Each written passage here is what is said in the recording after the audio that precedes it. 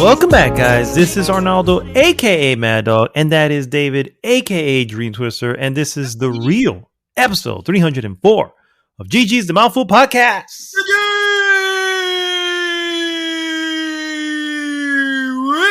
Okay, we're Sir, done. unfortunately, your GG. You were not recording. You have to start again. No. Okay. Your GG is a little lacking. We after last week's massive blowout of GG from Dark. Oh no! Hold on, I came prepared for that. Actually, I did not prepare. I should have had a recording of Dark saying GG all the time. Yeah. At this point, we need to have that in saved somewhere. Just a quick little a soundboard. Yeah, a little MP3 of that. You just press a button. No, I can't do it. I put the listeners through enough hurt already to be yelling at the decibel level that Dark is able to. Not that his yell is uncomfortable. No, on the contrary, it's like it's melodious.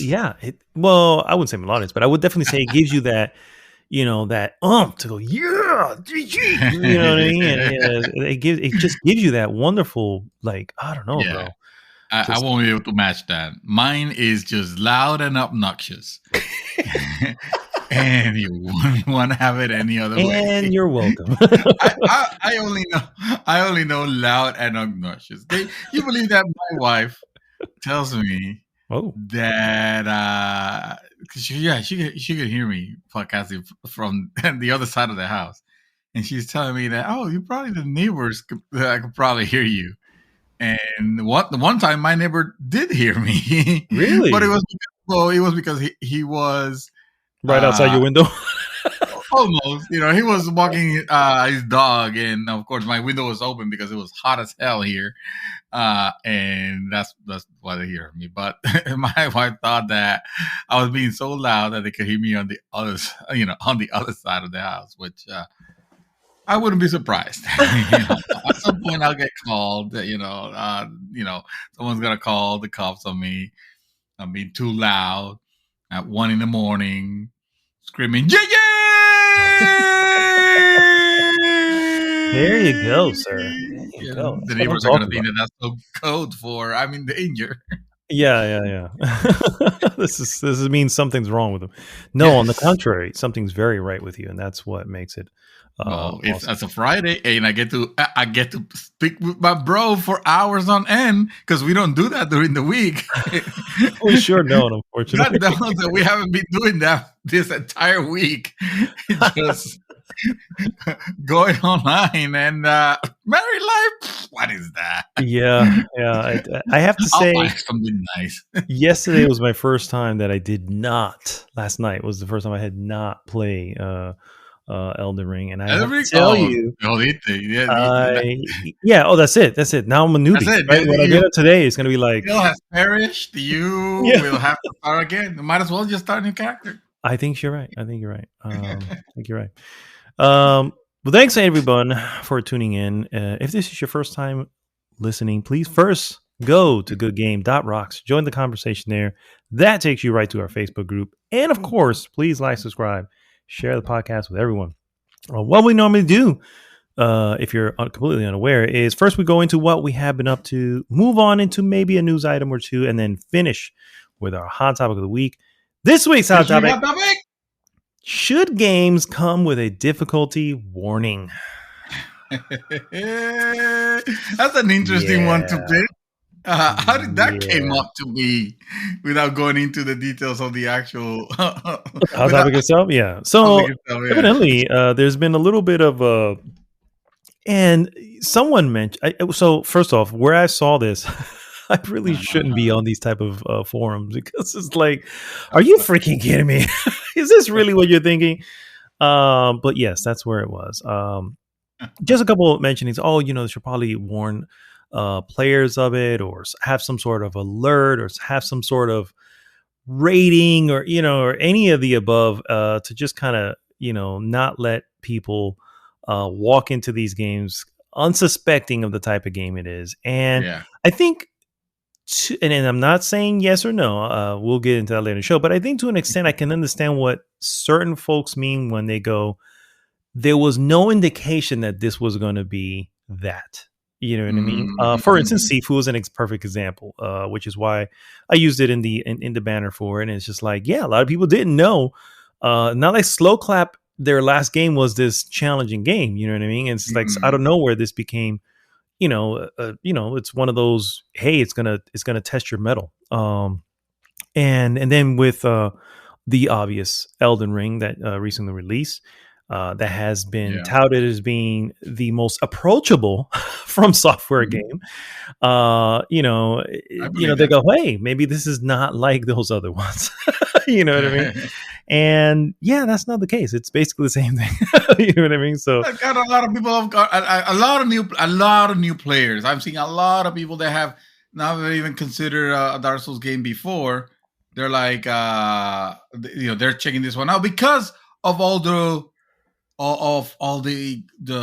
reviews mhm. and the Yeah, how do hype you that miss out on the perfect 10 game or 9.6 yeah, on yeah. Metacritic? So Like, many people. yeah. It's like, okay, that this game must have something. Um, and then they go in, go in honest, not knowing. Oh, this is one of this like really, really difficult games, which are not unsurmountable. You could actually No, make your way. far It's from it actually. just Yeah. it's not. It's probably not what they're used to. Mhm. To playing, and now they're complaining. Like one of the I saw an article that and I realized we're gonna go. I'm not gonna Yeah, but spoil we're the just laying actual. we're laying the But groundwork as to what it's about. Yeah. yeah, yeah, yeah. Mhm. I saw an article of someone saying, "Please, let me play let me play co-op the way a normal game will let you." And I'm like, that's I adorable. know. Oh, poor thing. Yeah, this is such a. Oh, they're so cute when they're new. But to be fair, I mean, it sounds like, and it'll be completely dismissive and arrogant to be like, fucking new, like get with the program. But no, I mean, in all honesty, I can see why someone will think that. It kind of reminds me of when I was thinking of the Monster Hunter, the way you have to like deal with the Monster Hunter multiplayer, and I'm like, who the hell invented this shit? This It's shit a makes little no frustrating. I'm not gonna sense. lie. It's so annoying. But like Monster Hunter people were like, yeah, that's the way it is. No, Monster Hunter So people are looking at the newer one, going, "Are you kidding me? This is great compared to yeah, compared to no, how it was before." Yeah. how it was before. So I could see, honestly, I could see a future, from software title making it to where the co-op aspect might not have to be, this set of things that you have to do all the time. Because at first when I saw it, I was like, this is, come on, bro. It's such a new, it's so adorable. But as I was reading, and this is me knowing what it takes to go into multiplayer, Mhm. uh I was starting to like understand, like, well, it's I think these games are meant for you to tackle them yourself. It just gives you the option to do co-op, but this game is not telling you to, hey, play with your friends. And Yeah. if it This is not is, an or MMO. right, Yeah, and yeah. if it has been, then that's wrong marketing. That's probably someone that doesn't understand what the game is really about, because the game has a co-op feature, yes, but it's not meant to be play co-op the whole time. I mean, you could, but every time you die, or your friends, or your friend die, they will have to do the whole fucking ritual of like setting up the the, I forget what it's called, the thing on the ground. So The finger of something, I don't know. yes, yes, this game will give you the finger several times. So So, yeah, so so typical. yeah, Yeah. it's interesting how this game is kind of catching people by surprise in several levels. Some people have been very welcoming, like our own Rafael has been like, he's been streaming it and he's been loving it, and Good, I've yeah, been yeah. having good fun with it. And then you see the other side of people be like, like, why why is this game so hard? I Yeah. just went outside to the open world for the first time, and a knight and a horse killed me. Yeah. And how do I kill it? And of course, they don't Well, realize you probably just avoid it yeah, for now. No big deal. yeah, exactly, You know what I mean? exactly. But Yeah. that's not what what the A normal typical game games does. taught Yeah. us. Yeah, Yeah, exactly. Yeah. yeah, The normal game is like, well, that's an enemy and I should be able to take it out. yes. At this And level, I mean, it's obvious. He's in the starting area. yeah, There you go. clearly Should be able that to means, destroy. yeah. And the funny thing is I feel like well, I feel like we're getting into that. So we'll get into that a little later on the We'll show, get but into I that. We'll agree. get into that. I Yeah. agree that it's definitely bringing more newer folk into this type of game, Yes. for good or for bad. But I still think that it the ultimate is a win in its favor, because it's you're getting more people to understand why these are such amazing games. But Mm. difficulty warning, on the other hand, I don't think that is. Well, you know what? We'll talk about that later. I feel like we just Read want to our rush into this, warning. but The game is yeah, difficult. exactly. Dark Souls had prepare to die on the box, guys. Yes. It's not that Oh, was there not a you go. lot. So it did have a warning Yeah. then. I'm like, what the hell? But the problem is now digital, right? You don't have box anymore. What do you do? How do you Oh. warn, if even possible? Read what you're buying. Yeah, exactly. Anyway, let's go ahead and start with what we always start with, sir, and that's what we have been up to, Mr. Dreamy Twister. Yes, sir. What have you been up to, sir?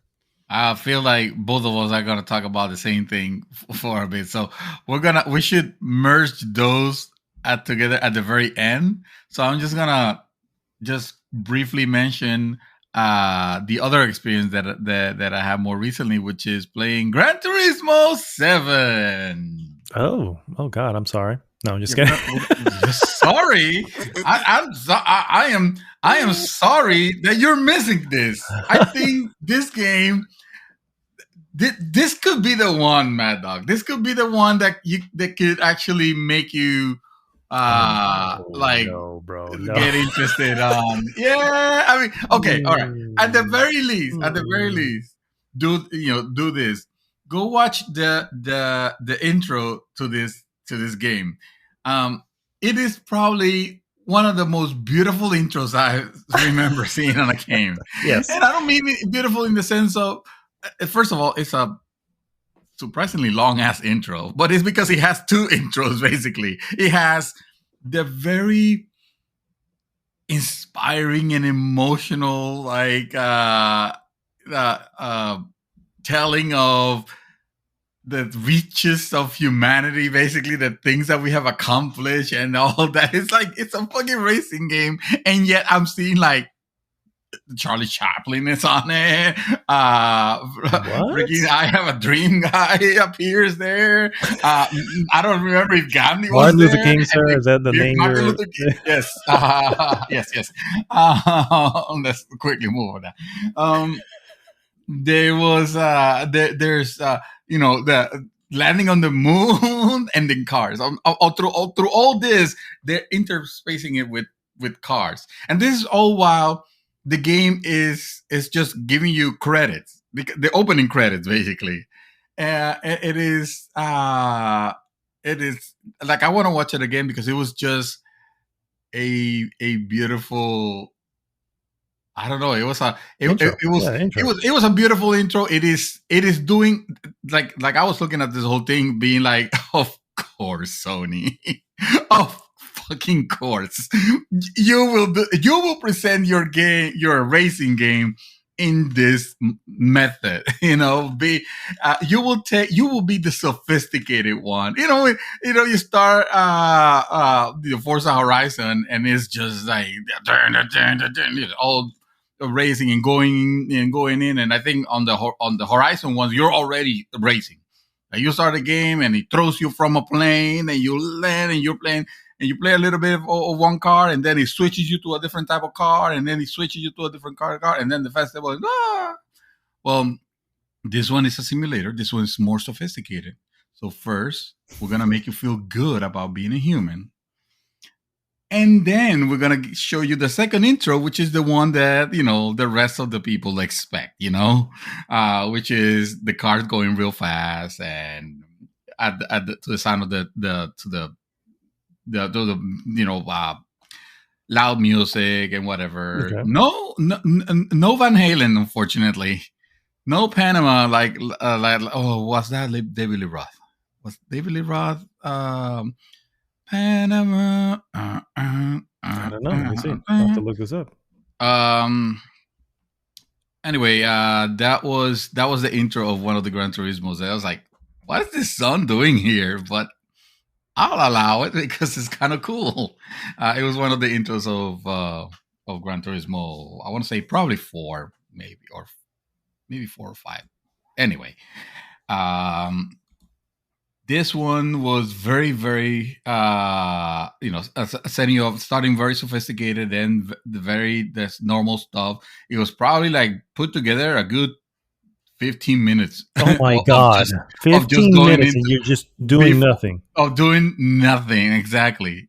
Again, I'm telling you, this is of course, Sony.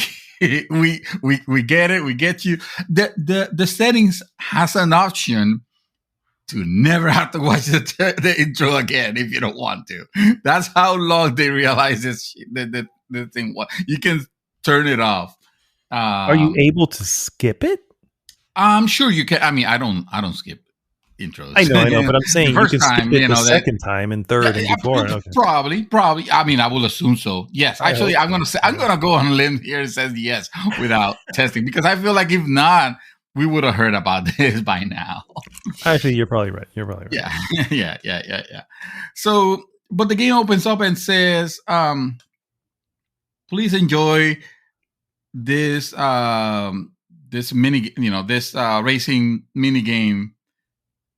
And I'm thinking like, oh, okay, so this is probably gonna be like a little thing while the game's finished installing. And I bet that's actually what it is. But I had installed the whole thing prior, so it doesn't matter. But it still gave me the option to do so, and I wasn't gonna skip anything. And I start in this this mode. Now I should be prepared with at least a review of something where I could find out what it's called. But it's basically, well, you're just giving it's a music rally, I think is what it's called. Mm-hmm. And what it is, they describe it as racing to the beat of the music, which I think is a misnomer, because it's not like the game is turning into any sort of rhythm game or anything like that. That's not what it's doing. What is actually happening is that it's gonna be playing a song, and obviously the beat of the song is a countdown that it's gonna be running. As the beats go, the countdown goes down, right? Mm-hmm. And you're supposed to reach certain checkpoints by then. So it's just a regular time trial, right? But it has this, it has this music. The first one that it opened was Hooked on Classics. So it was giving you like very vibrant versions of the classic, I don't know, Mozart and then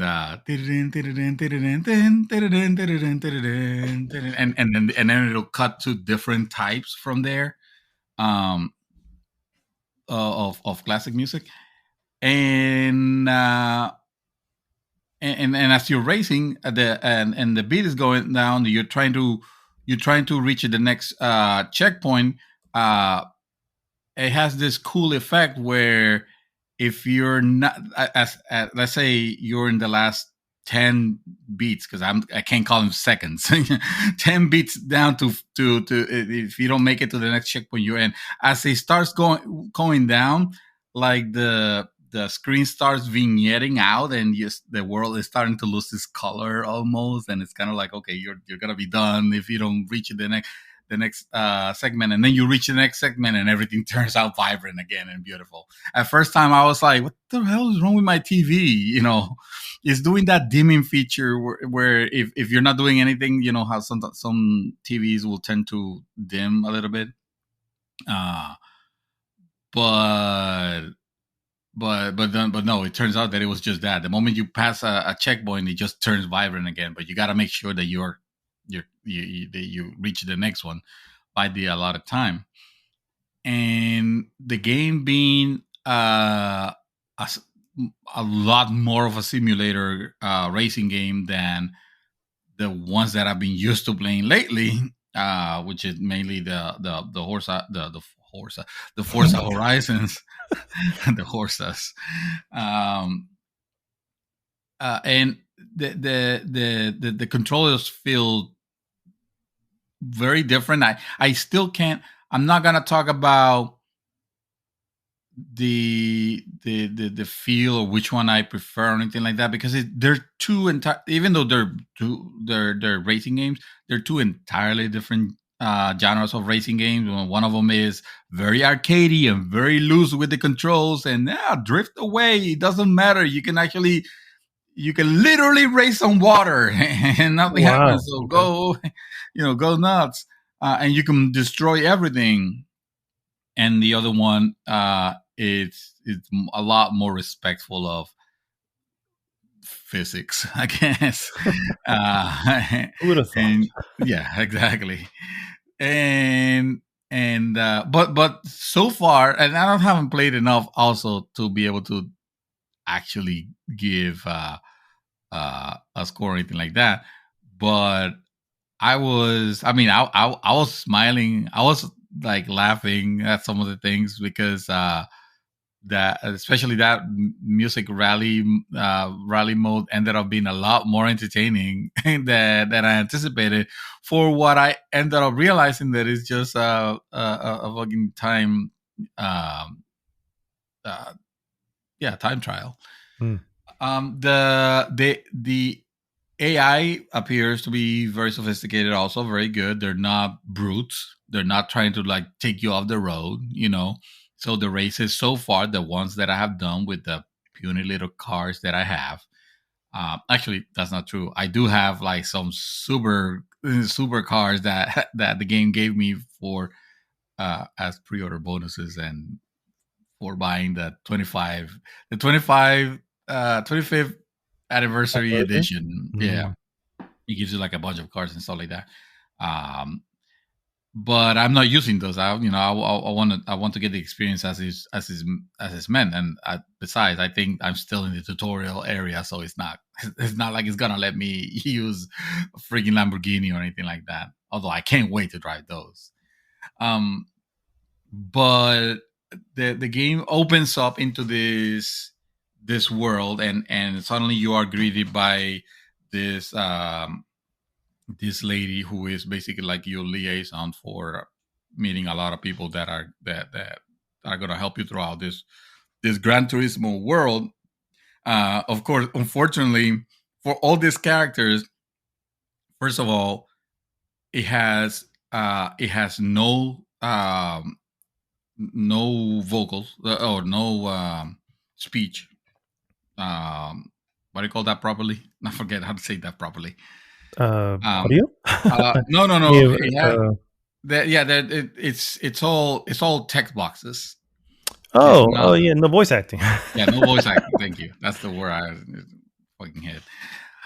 So no voice acting whatsoever. It's all text boxes, and the text boxes have probably one of the most obnoxious sounds when the text is coming up, really? Like a tippy tap, like a tip, like it's so annoying. Kind of reminds me of some Yakuza games where they have the really annoying kind of like I don't like, what are you doing, chiseling the words on the screen?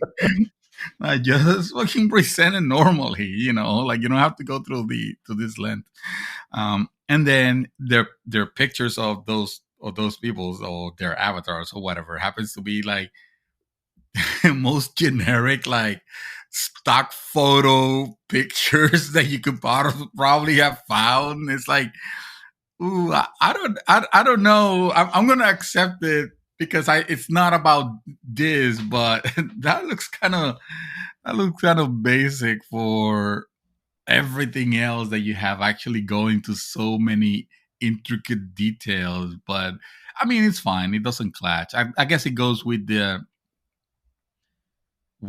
aesthetic, which is all fucking Gran Turismo games have had this aesthetic where everything is very, very clean and yeah. It's extremely.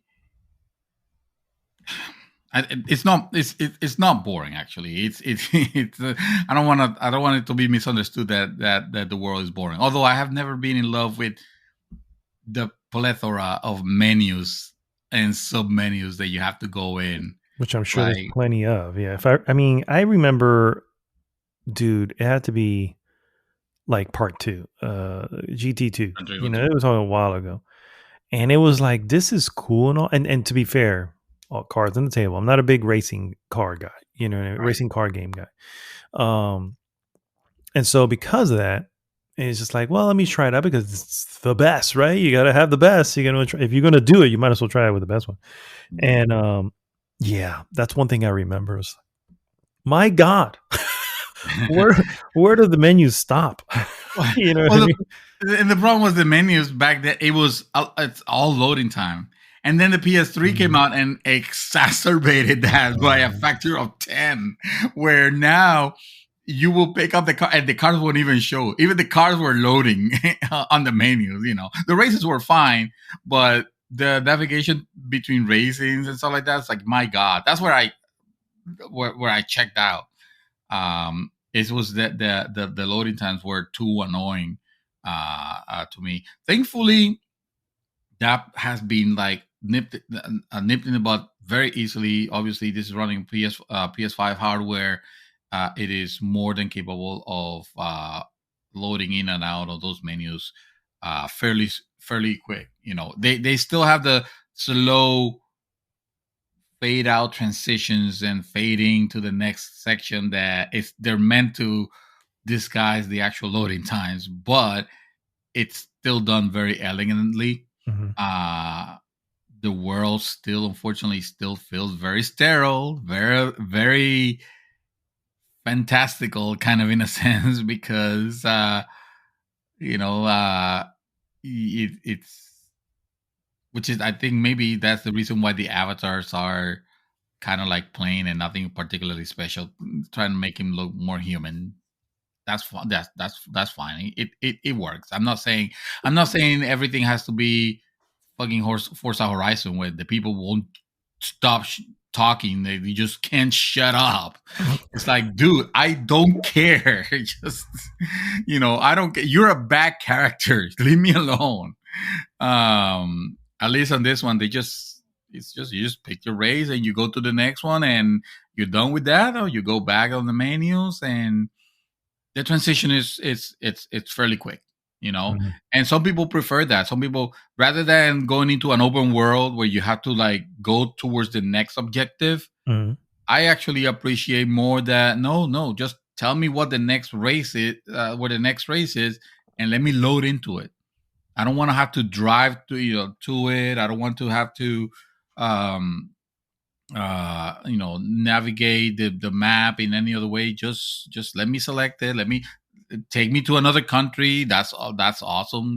With Gran Turismo, you have that. It takes you to different countries. Oh, wow.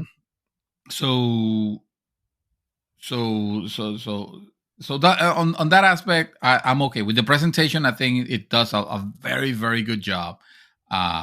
And anything that I say negatively will be it's really nitpicking, honestly, because I mean, I'm not a fan of the tab boxes. I'll tell you that. That's the only thing that I was like, oh man, you spent all this money and this is where you decided to cheap out. Like, you can just hire a couple of Yeah, you could have. I mean, You could have had like one or two actors, and they could do like 6 or 7 voices. You know shit, what you I have mean? money to pay the people from Top Gear. Just have them talk and narrate and be the one get you excited. Don't send me Sarah or whatever her name is, the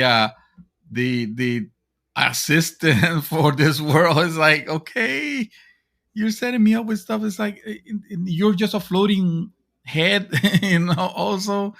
Um, but whatever, man. Another thing I can't really speak to 100% just yet is the music. So far, the soundtrack hasn't impressed me. Aside from the intro music at the beginning, which Is was that what you like, presented to me? it's cheerful. No, well, what did I say? No, that was part, but that was more the Gran Turismo gas music or Okay. kind of like relaxo music. Like I like that, and I believe that that's actually a cover for an actual song. Uh, it was very well done, Mm-hmm. but Yeah, it was. but when you're racing, sometimes like it will have artists that I don't know who these people are, and it's like rock music, and it like it doesn't super good. Like I can see maybe this is someone that is famous in Japan, maybe. I don't know, but like they could have like I give prof to Horizon. I can't say Forza because I haven't played an actual Forza normal game in a while, but um shit, it's probably since 3 or something. But Horizon, I did enjoy the different song, the artists, a lot of music that I was able to just have Shazam right next to me, so I like that song. I'm capturing it so that I can actually, put it on a playlist because it's awesome. Um, I don't think this is something that you're gonna be doing here, on this one. Yeah. So far, again, very probably like maybe a couple hours, if that. So I'm barely scratching the surface. It just strikes me as, oh, that's the type of music they're gonna be serving me because of some of the areas where I've already raised, where it just gives me music that sounds honestly quite generic. Mm. And from the reviews that I've seen, other people agree that yeah, that the soundtrack is not the strong fort of this game. uh, unless you're talking about the soundtrack from the music rallies, which so far have been phenomenal. I mean, who would have thought that I was gonna want to get hooked on classics? and and then the next one, I recognize the artist. I think at least I've seen him. I've seen, or maybe the DJ. He's a DJ, maybe. Mm. And which doesn't make him any less artist. I know. I apologize, but you know what I mean. You know what I mean. Yeah, no judgment here, I sir. recognize that the music, and when you're racing to the sound of those, to the soundtrack, to those soundtracks, they're really cool. That Mm. you're into it. You are like, you're moving your knees and like just having a really really really good time. But that's it. I haven't played that much to continue. Say, I mean, how does it how does the game feel? Well, I'm driving slow cars, so I can't tell you the sense of speed just yet, because I I am haven't got there yet. I'm the equivalent of my Toyota Yaris. Damn. If that's what it is, I think they call it the Aqua over there, Toyota Aqua, or something like that. And no, but he felt pretty good. The as far as the feedback of the controller, you could tell that, oh yeah, they're gonna this is Sony. They're gonna take advantage of the rumble on this game, and it is something that you could tell uh that they have spent a good amount of time, um fixing and I mean, and perfecting. mm. It feels really really good. um Although maybe I'm getting used to that on games right now, where I don't find it as phenomenal and breathtaking as it was the first time I loaded like Returnal, Hmm. you know, or fuck it, even I think my issue is that Astro actually. Astro was the yeah, perfect example. Astro's Playhouse was probably Yeah, that was the the first ender, but I noticed that I want to play less with my headset because I like the sounds that the controller makes, but I can't always do that, obviously, because because you the got rest of the people house. working around you. Yeah, Yeah. exactly. So, and I feel like that's what's missing. But I'm still finding them to be very, um, Well, I mean, the tact at least you get to enjoy the tactile aspect of yeah. it, Hmm. And I haven't, to be honest with you, I was playing with the music, with the sound, not with the headset, but with the outside speaker, sound so loud that I didn't notice if my controller was making any noises. I just felt that it was giving me the proper resistance when I was braking, or hitting a curve maybe a little too fast, or eating eating the curve, basically, not doing the apex right. um and and even sometimes during the menus, it'll have a certain feel. It's like, oh, okay, this is nice. This is a nice detail. I've been wanting to, like, I've always liked Gran Turismo games. I've always liked the sheer amount of vehicles that you could collect. This one has that. This one actually has, uh, gives you like a level ups, like a collector's level, Okay. basically, which makes you want to get more vehicles. Um, it does this ridiculous thing where it has a cafe. You go into a cafe, and that cafe not only, they say it doesn't just serve food, but it also has other type of special menus, and the special menus are basically menus of things that you have to do uh in a race, whether it's collect certain amount of vehicles, or pass the license, the whatever license, or different things that you have to do. And then once you complete all the check boxes, I guess, that it gives you, then it gives you something. It gives you like a reward. The first time it was a reward for, I think he just gave me a roulette ticket. I don't know what a roulette ticket is or does.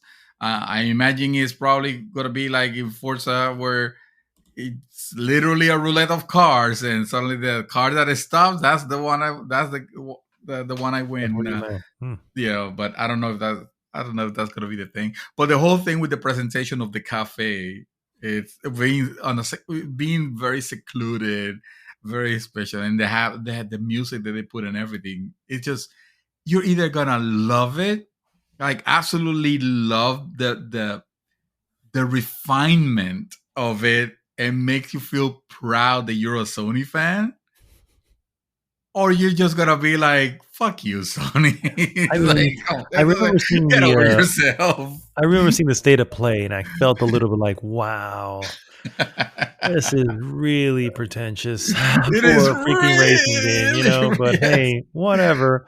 But To each their but you own. Yeah. love it because at least someone is. Yeah, It is. I mean, it's on the that's fucking true. That's title. true. Yeah. It's called Gran Turismo 7, the real driving simulator. Yeah. It's right there in the title. Yeah. Can't deny that at all. Yeah. It is very pretentious in the choice of everything that it delivers. But hey, at least it makes you feel like, okay, this is an expensive car that I'm driving, and I'm earning it. Um, and these cars have value. It's not like Forza Horizon, fucking, like, just like, hey, you walk, a mile and a half. Here's a freaking Viper, for that. Well done. Well done. All right. Oh, you smiled. Here, have a Tesla, or have a freaking Bugatti, or whatever. It's like, They just give you Wow. so they just the assault of vehicles that you get on Forza. It just values the whole experience. Where you just like, I don't know which car I want to use. I probably don't care. um, but it's fine. It's fine. They're both phenomenal titles in their own. Like, I don't prefer one over the other.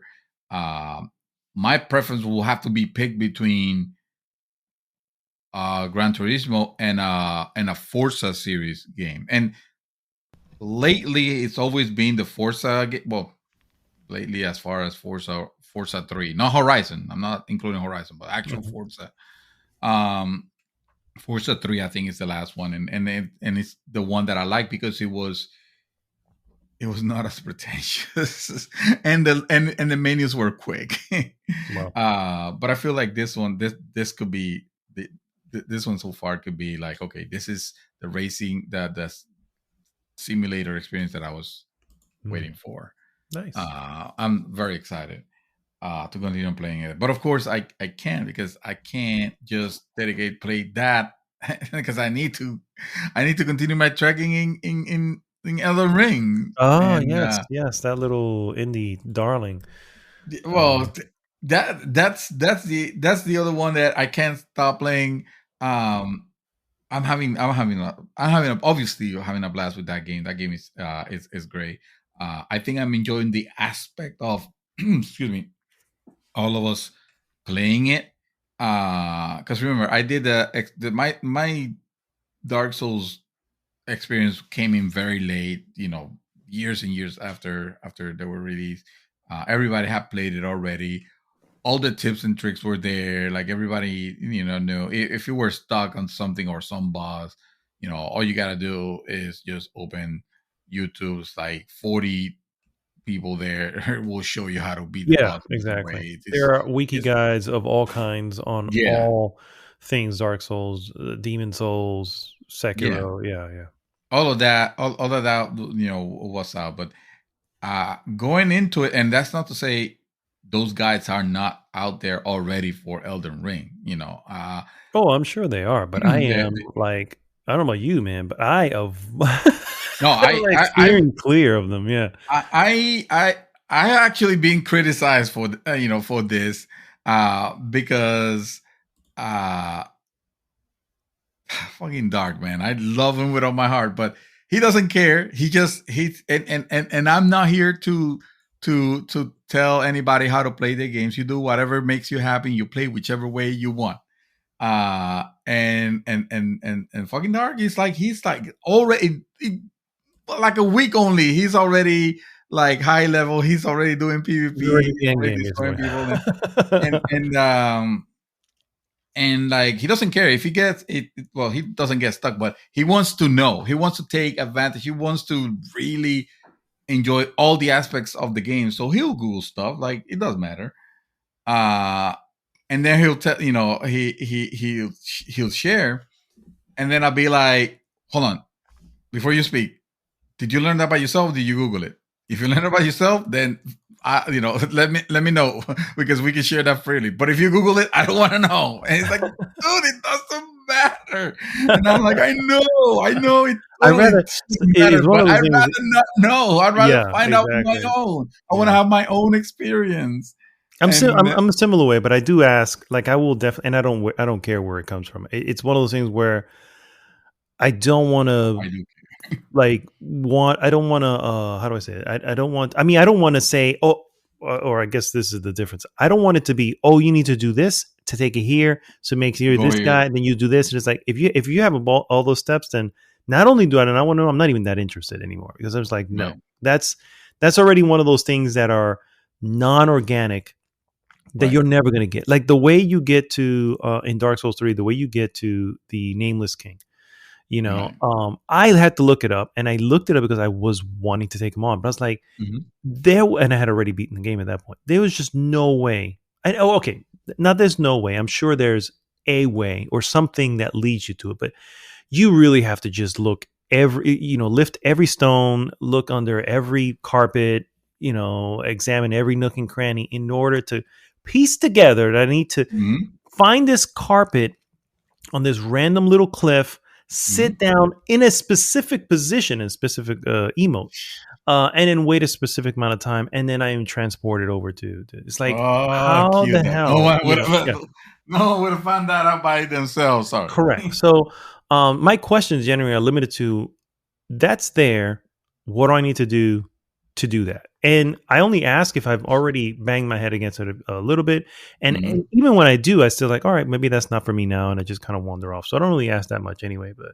But if it's one of those things, like Mm-hmm. the nameless king type, I was like, no, no, no, no, no. Forget about it. I don't even care about it then. If it's that complicated, it's Yeah, just like yeah. it's If it's that gonna be that yeah, convoluted, then it comes when it comes. correct. If they make I it will that convoluted, probably it's probably never not important. exactly. I'll probably never do it organically, so I can Mm-hmm. do it later on when I don't give a shit anymore. You know what I Yeah, mean? Yeah. yeah, exactly, exactly. Right now, I want to figure shit out, on my own. Let me have my struggle. Because that's how I enjoy the game more. Yes, I might be angry at the fact that I am, heading up, butting against this boss or this area or whatever. But Dude, shit, I I'm had still I was, trying. I'm still playing. I'm still playing by myself. yeah, I had randomly put it on. I didn't chime into the chat group because I was like, I'm only going to be here for an hour, maybe an hour and a half, because it was already extremely late at night. And I was like, I know if I chime into the chat group, that's only going to make me stay longer, you know. And I was like, no, I Yeah. need to go to bed. So, and I was like, let me just take advantage of this time that I have. And I went in, got to this whatever, went down this hole that I realized I could I found that I could not get back up this, like I was jumping down little by little to Mhm. get to the bottom, but I was doing this because I can see, oh, there's a what do you call it, a site of grace down there. So I'm like, all right, no Mhm. big deal. I'll get down there, hit that, and if I get lost in here, I could just zoom out, Mm. fast travel out. No, doesn't let you fast travel out. I was gonna let you fast travel. So Oh, yeah. so at that point I was just like, I tried a little bit and I was like, oh, hanging up for the evening. The next day, that was my like mission. I need to get Yeah. the hell out of this catacomb dungeon tomb that I'm in. Um and I have to do it smart, you know what I mean? Because I was like, I don't know how else to fucking get out of here, so I have no choice but to go through it. And so I was like, all right, it is what it is. And there's these fucking like ogre looking dudes who, for the most part, you're used to, like, big enemies are Mm. easier than smaller enemies to me sometimes, because it's like they have this wind up that takes longer and they move a little bit Yeah. different. So it's like you can kind of work your way around them. Smaller characters tend to just move fast, and it's like, now I have to move faster, or Right.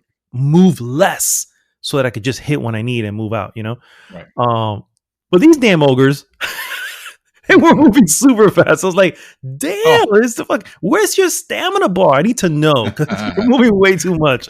Oh my And I god. think, I think you're cheating on me. Either you have the most massive Yes. stamina bar, and I just can't fucking see it. Yes. Because they were just moving, and of course they have like an axe or a hammer or some shit, and they're just swinging the fuck out of that. That's what that had me there for a while. Finally, get out of it. Get to the boss, because there tends to be bosses and those type of things. Get to the boss, take him out, and I get out. I was like, all right, I'm out. Wander a little bit more. I was just like, I'm explore over here, whatever, whatever. And I think I was with you guys at this point, because I think it was on Tuesday. And then what happens towards the end of the night? Fall down another fucking hole. Now Oh. I'm like, I can't fucking get out of it. I have to. The only way out is forward. And I'm like, son of a bitch. Yeah. Fine. Yeah. I'm hanging it up for the night again. Yep. you know. This game has no optional bosses in the sense of, if I found them, they're no longer optional. Yeah, yeah, yeah, yeah. And if I can't tackle them right now because of whatever, I'm gonna mark it on my map so I can come back and beat their asses when I'm a little bit stronger. uh, Speaking of strength, I I've noticed that I'm enjoying the game quite a bit, but the game itself, it's not without its faults, and I'm not gonna bring up again because I feel we beat we beat that dead horse about the performance. I'm talking about the fact that so far I have put however many hours I have put. I'm level 53, I think, Oh, damn. Okay.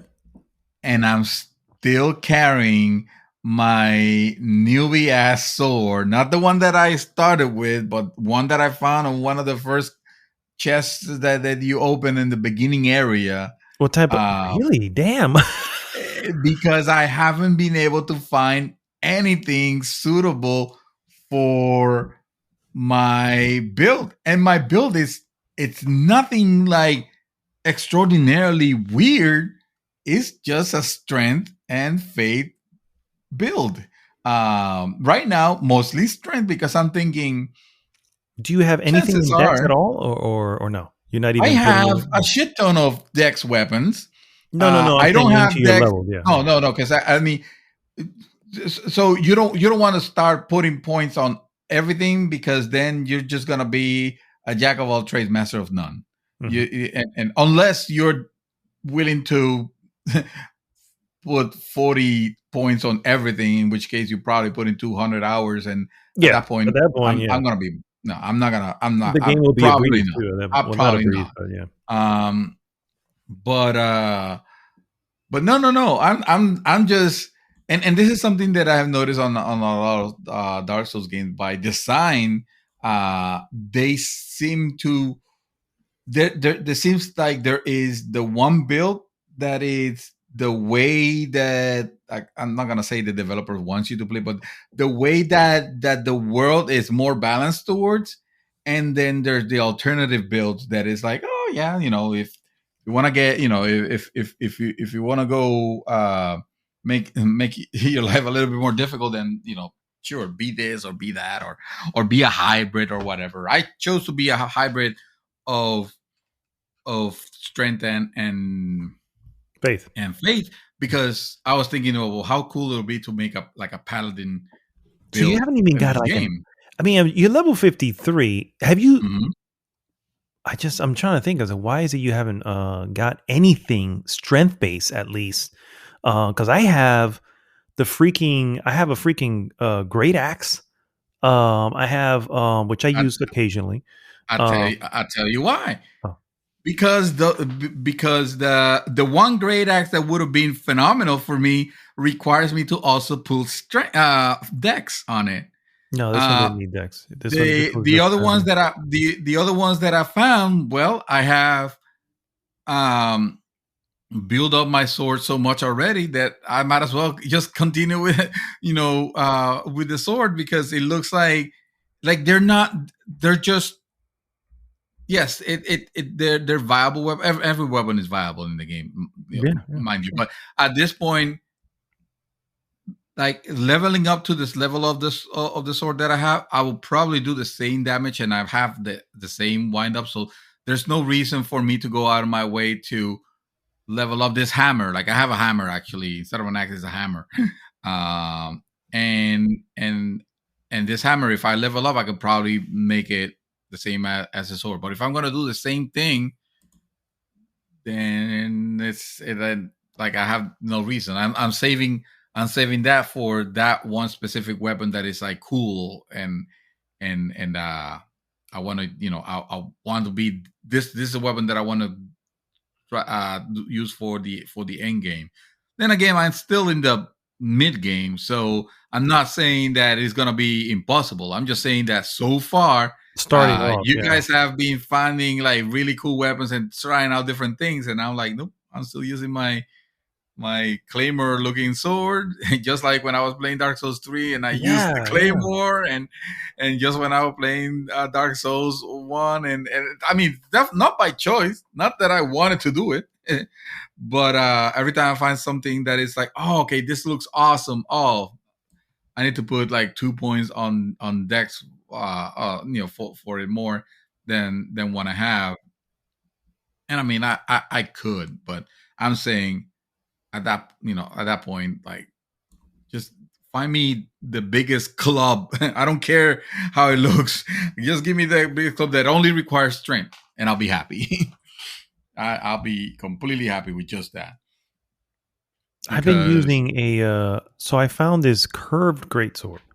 And I've because seen it it. Yep. I've because seen it's you with it. curved, yeah, you do need dex on this. But I Yeah. honestly was I was stacking on strength, and then I saw that this one actually has a C on dex, a C on dex, a D on strength. So I actually kind of going back and forth, and I am the sword is only a +2. I Mm. can't find the sombering smithing stone level Mm. 3. And believe me, I've gone into many dungeons and stuff like that, because that's essential, or mines is like where you can find those at. I haven't found any, but Mm. it's already like at 200 something, damage, and I'm just like, okay, Damn. this is a good freaking sword. Yes. And that's been, I'll say. I think it's called the Blood Fang or something like that, and it has been pretty sweet. I'm not gonna lie. I do have. Uh, I seen you playing. I seen you beat bosses with it, and that's a sword that I would not mind. you got to put in dex, Diverging some points because you need like towards. 22 dex or something like that. It's Oh not. no, then fuck Yeah, that. yeah, that's the I'm problem. not Yeah, gonna do that. yeah.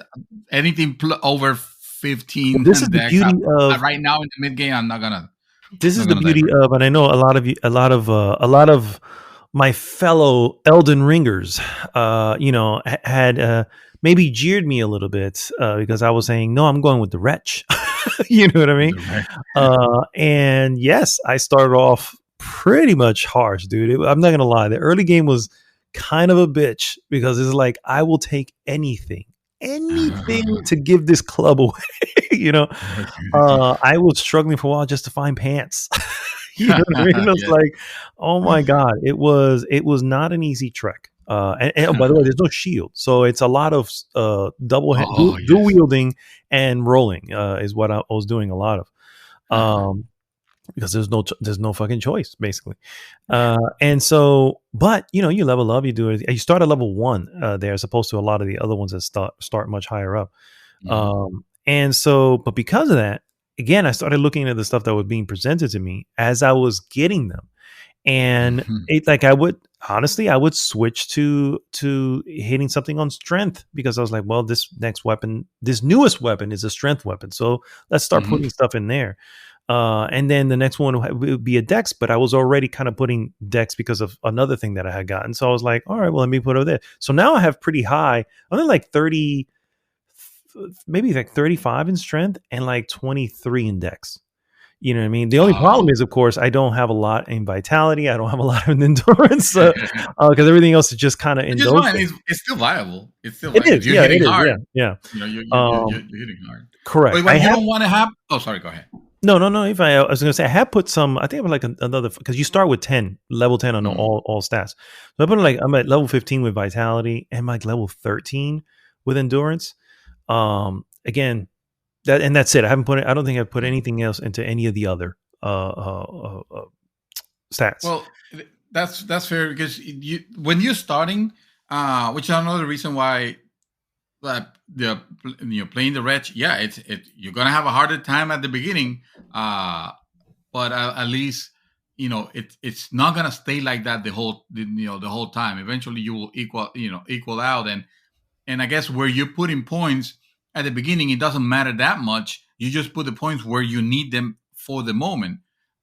What you don't want is to put a lot of points, like at a certain point in the game, at a certain level. Oh, how can I say this proper?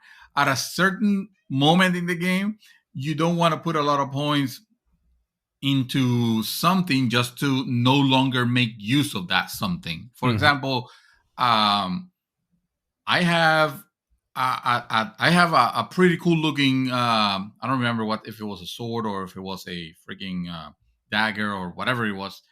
Um, that looks really sweet. It looks like it doesn't look like any common weapon.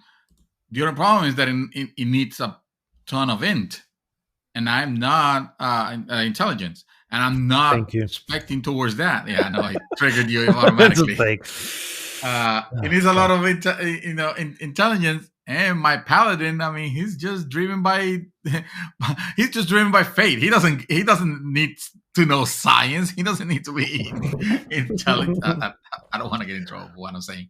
No. I know what you mean, though. I know what you mean. Everyone should know what you mean at this point. He's just a I don't want to call fate-based people stupid. Is what I'm trying to say. No, I know. But I'm not trying to say. Fuck. No, I'm just driven by faith, man. I just believe. No, I have this particular build, and this particular build is the one because the only thing that excites me it's the incantations, as they call it. I don't do magic. I do incantations, whatever. But some of them are really nice, and I can't wait for the more powerful ones. So yeah, I intend to bring my faith level up as much as I will bring my strength level. But right now I'm in the mid game, and I'm tired of swinging so slow. I got invaded, by the way, for the first time. Dude. I got that. Play. No, but check this out. It was Hero was minding my own business, running my horse. Suddenly, I get dismounted from the horse, and I'm thinking like, did I? Oh damn it! I hit the freaking unmount button again. But then I was like, did I though? Because I don't remember, and then I see the notification that I am getting invaded. I'm like, fucking fantastic. Oh, of course, that's right. That's right. It takes you off the horse. Yeah. Yeah, it takes you off the horse. So I was like, okay, well, come in, just do your thing. What you have to do. I'm near. I think I don't even remember where the last bonfire is or graze, but whatever. Just do it. Because I'm not a PvPer. I'm not a great player or anything like that. I'm gonna try. I'm gonna defend myself, and I'm gonna give it my best, but. Yeah, I'm easy prey, bro. I'm gonna be easy prey, and my weapon swings super slow, which is the reason why I constantly swing nonstop. Like if I'm mega hungry, I'm Chaos says, "Dude, you are being too greedy." I'm like, I know. It's just if I get them with at least 2 or 3 hits like this, I stagger the person, guarantee, because he's taking so much life.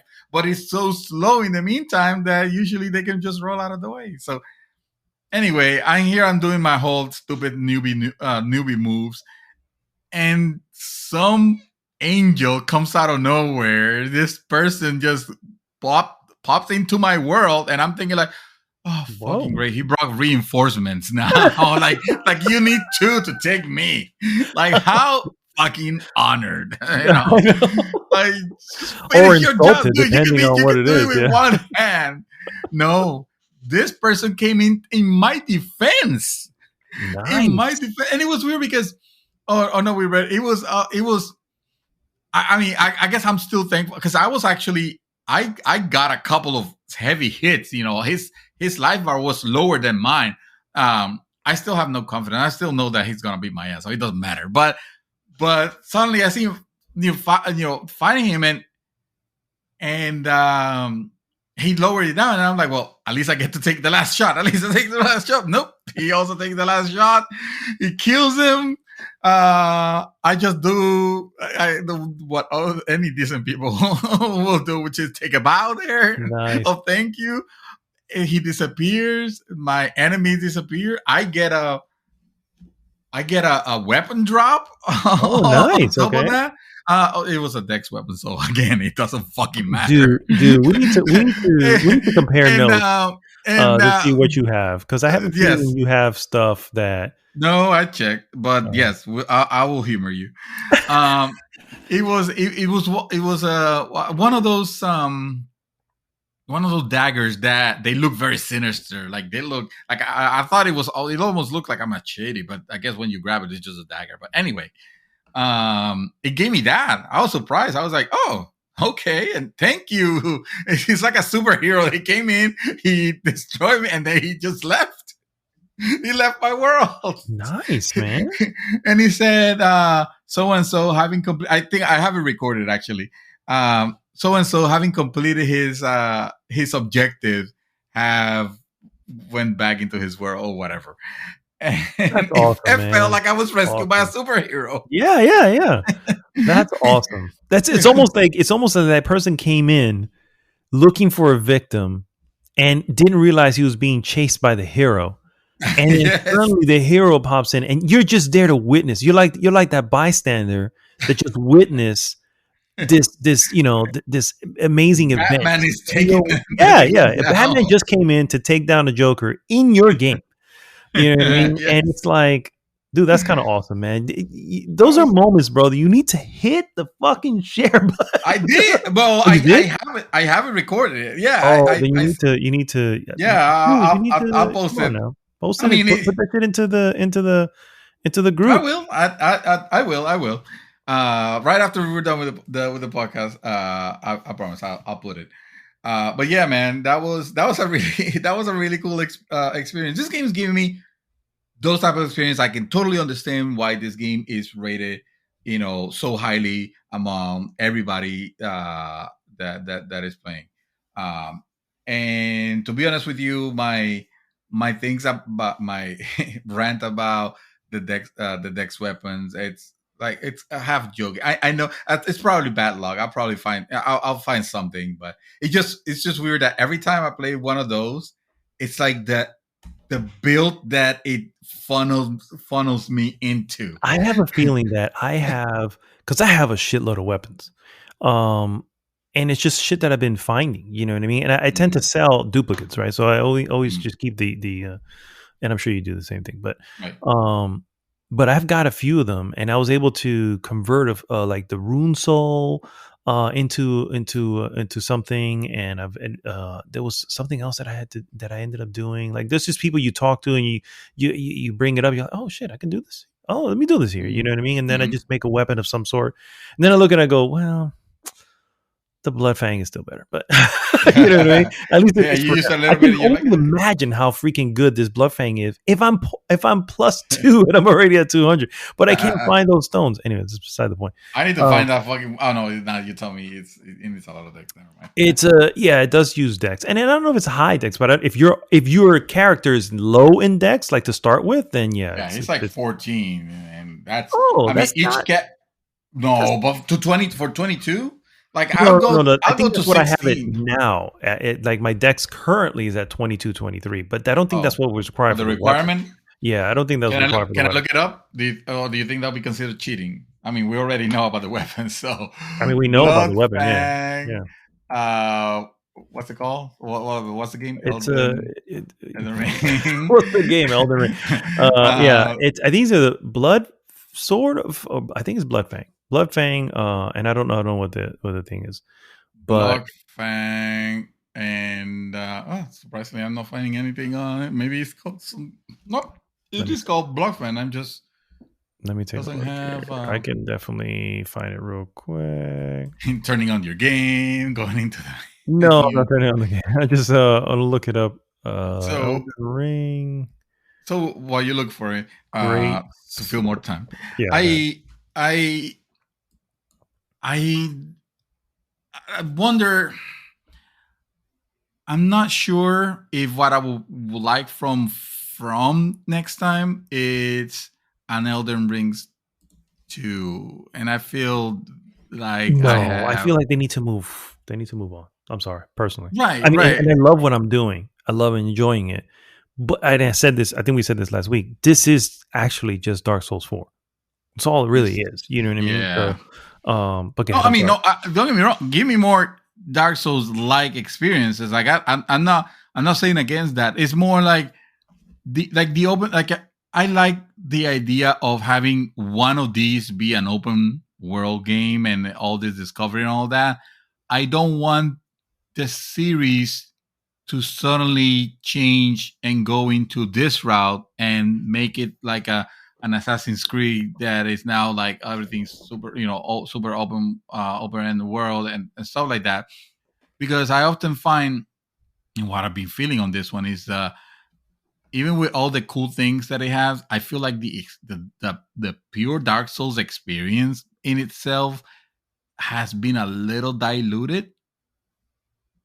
And I mean that might sound like a horrible purist, and I don't mean it in that way. Elden Ring is a phenomenal game still, but I'm noticing that the game is lacking a lot of the special, like intricate mysteries that it used to have, for more kind of like expectant open world features. Like for example, like you don't see in this game anything that has to do with what was that thing from Demon Souls that had like the light and the dark Oh, I know you're talking about meanings.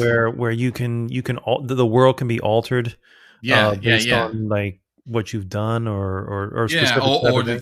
yeah. Those Where they can be weird things. easier, but they give you less like souls and Hmm. items, Or could or they be can be harder, harder. Yeah, and yeah, yeah. you get Forgot the more. name of You that. get Yeah, more. So yeah, it's like a tendencies. Yeah, like light tendencies. Yes, tendencies and that's dark exactly. tendencies. Yes, Yeah, yes. yep. That's what. Like little like unexplained mysteries like that. And who knows? Maybe Elden Ring does have it. It's just that it's one of those unexplained things that someone someone it's going to Yeah, at some point Valdivia look into will the code explain and it see, soon. Yeah. maybe find it. But yeah, like Real I'm quick, finding that it is 18 strength, 17 dex. That's the minimum. 17 decks. Yeah. Okay, I'm 14, 15, 17, so 3. I mean, for that kind of power, yeah, It's I not can bad. see. Starts at 141 attack, Yeah. and it does scale with strength at a D, but if you happen to just continue with dex, it's a C. But you can Uh, you can switch that though a little bit, I think, you can switch that with the ashes. Yeah, yeah. Mhm. with the ashes. Right, right. I need to continue honing on on that.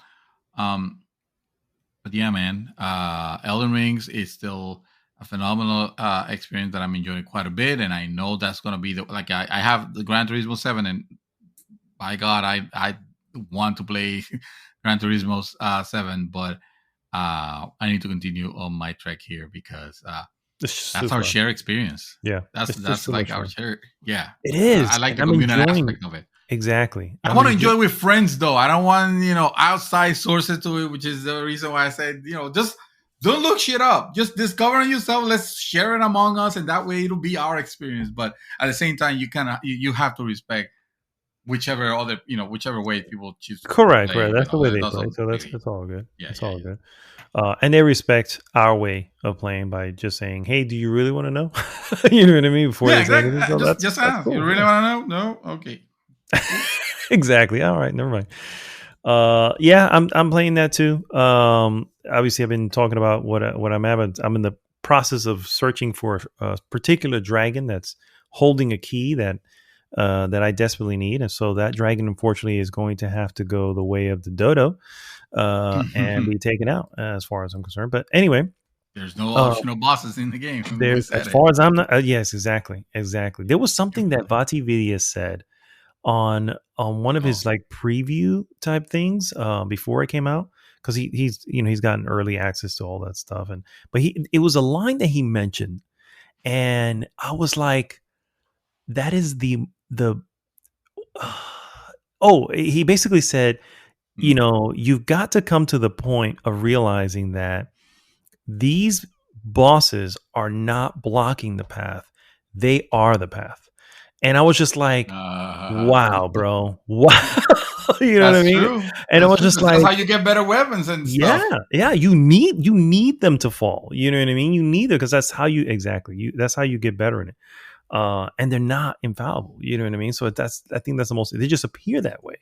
You know what I mean? But anyway, that's the most amazing thing about this game. And I'm not gonna spend much more time on it. We've been, I have a feeling we're going to be talking about this later on in the This is hot gonna topic, and on top of that, just going forward from here yes on in. So until we're done with it.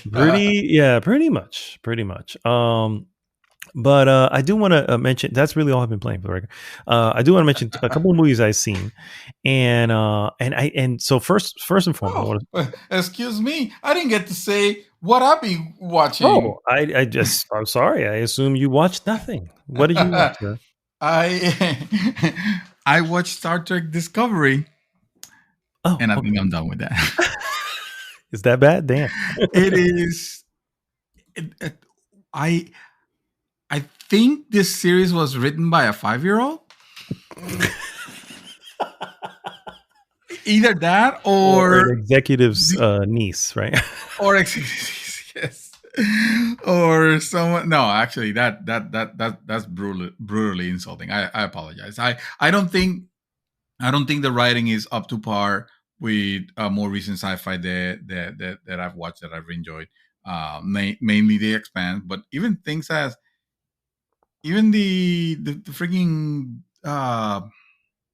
Raised by Wolves and stuff like that, which I didn't care that much for that for that series, but dialogue and way people reacted to things were very believable, and I can appreciate that. Over here, like people's reactions to things are so weird and out of character. Like I don't know the character, and I can tell he's out of character just because it sounds like no human will come to deduct that. Like no, like they have this poor chick, Michael is her name. Mhm. She which I guess at some point she might end up being the captain of it. I mean, I'm only in I'm only season 1, so I know she's the main character that they show when all the marketings of it. So I'm assuming that at some point she assumes command. But right now, very early in the show, she was accused of mutiny and thrown into prison for life. Wow. And then and now she is, serving, again on the Starship Discovery, uh, as a low science officer or whatever. Anyway, there is a war that happened with the Klingons, because I just realized this. I thought I said I might have actually said some really stupid, ignorant things last time I mentioned this series, which was I was thinking that this series took place in like the far future after the events of Picard and stuff like that. It's like, Yeah, you did. Yeah. yeah, that was completely 100% wrong. I fucked up big time on that one. This series is actually taking place in the past. This series is almost. So this is before Picard, before This is Kirk? actually right alongside the Kirk era. You know how? I'm not gonna get into it because I don't understand it myself. But from what I gather, at a bird's eye view, there are two timelines. There are the normal timelines of the original series and Next Generation, and Star Trek Voyager and de ahí para arriba. And then there is the events of the destruction of Vulcan and something that's separated the timeline into the new Kirk and the new Spock that we have of the recent movies. Mm-hmm. And I don't know which timeline this is meant to be sharing in, because it's not like they're keeping one, because they still have the other show Picard, which is, and it has to it takes place in its original timeline. Anyway, the thing is, I thought this was, because of all the technology and stuff like that, I thought this was actually far in the future. But then they started talking about the Klingon just starting to develop cloaking technology, and I'm thinking like, wait a minute, Klingons have always had cloaking technology for centuries. That's their thing. And then the more I watch the series, the more I realize like, oh, wait a minute. No wonder Spock's dad is still alive in this series. Although I don't remember if he ever died, or if he died like Trekkies don't. Well, I mean, he I like didn't. He did. No, it was his mom. It was his mom his who died. mom. Yeah, Yeah, his yeah. mom died in the one with the more recent one. The more I recent. don't even Yeah, remember that. And I like Star Trek, and I don't even remember, bro. yeah. No, Then I again, don't I like. probably watched them once, and I like them quite a bit. Um, so okay, so no, so in this in this timeline, there's the dad and mom is still alive. Um, I think. Well, actually, this part I'm not gonna say because this will be major spoilery. So I'm not gonna say this part. I'll tell you off air because you're probably not gonna care to watch this. And if you have any inkling to do so, I'm just gonna tell you, save your time. Don't. You have None. more I important have things. no inkling to watch it, so don't Yeah, worry about it. no, it's not good. It's not well. It's a shame because like the technology, the effects are there, and the love for making something interesting is there. And I don't doubt that it probably turns out to be better. I mean, a lot of people really like it, and a lot of reviewers are actually in it. This is a fresh tomato and everything, but Mm. like some of the some of the reactions towards characters are like not even a dumb a dumb human will make that assumption. like like you're the things that you're insinuating that someone has done, like they make that, like you will have to take a lot of logic jumps to come to that conclusion. You have no evidence and yet you are being mean to this person for god knows what reason, or it's just, and you have to attribute it to bad writing. Yeah, yeah. Okay, I'm done now for Okay. real. Well, so for me, so first of all, no, I have no interest in that. But Oh, since you mentioned it, I will real quick jump into. I just finished season 4 of The Expanse, heading into season you 5. did. Ooh, wait, you And started season 5? no, we finished it last night. Oh, It was really late, but uh, you can't stop, can you?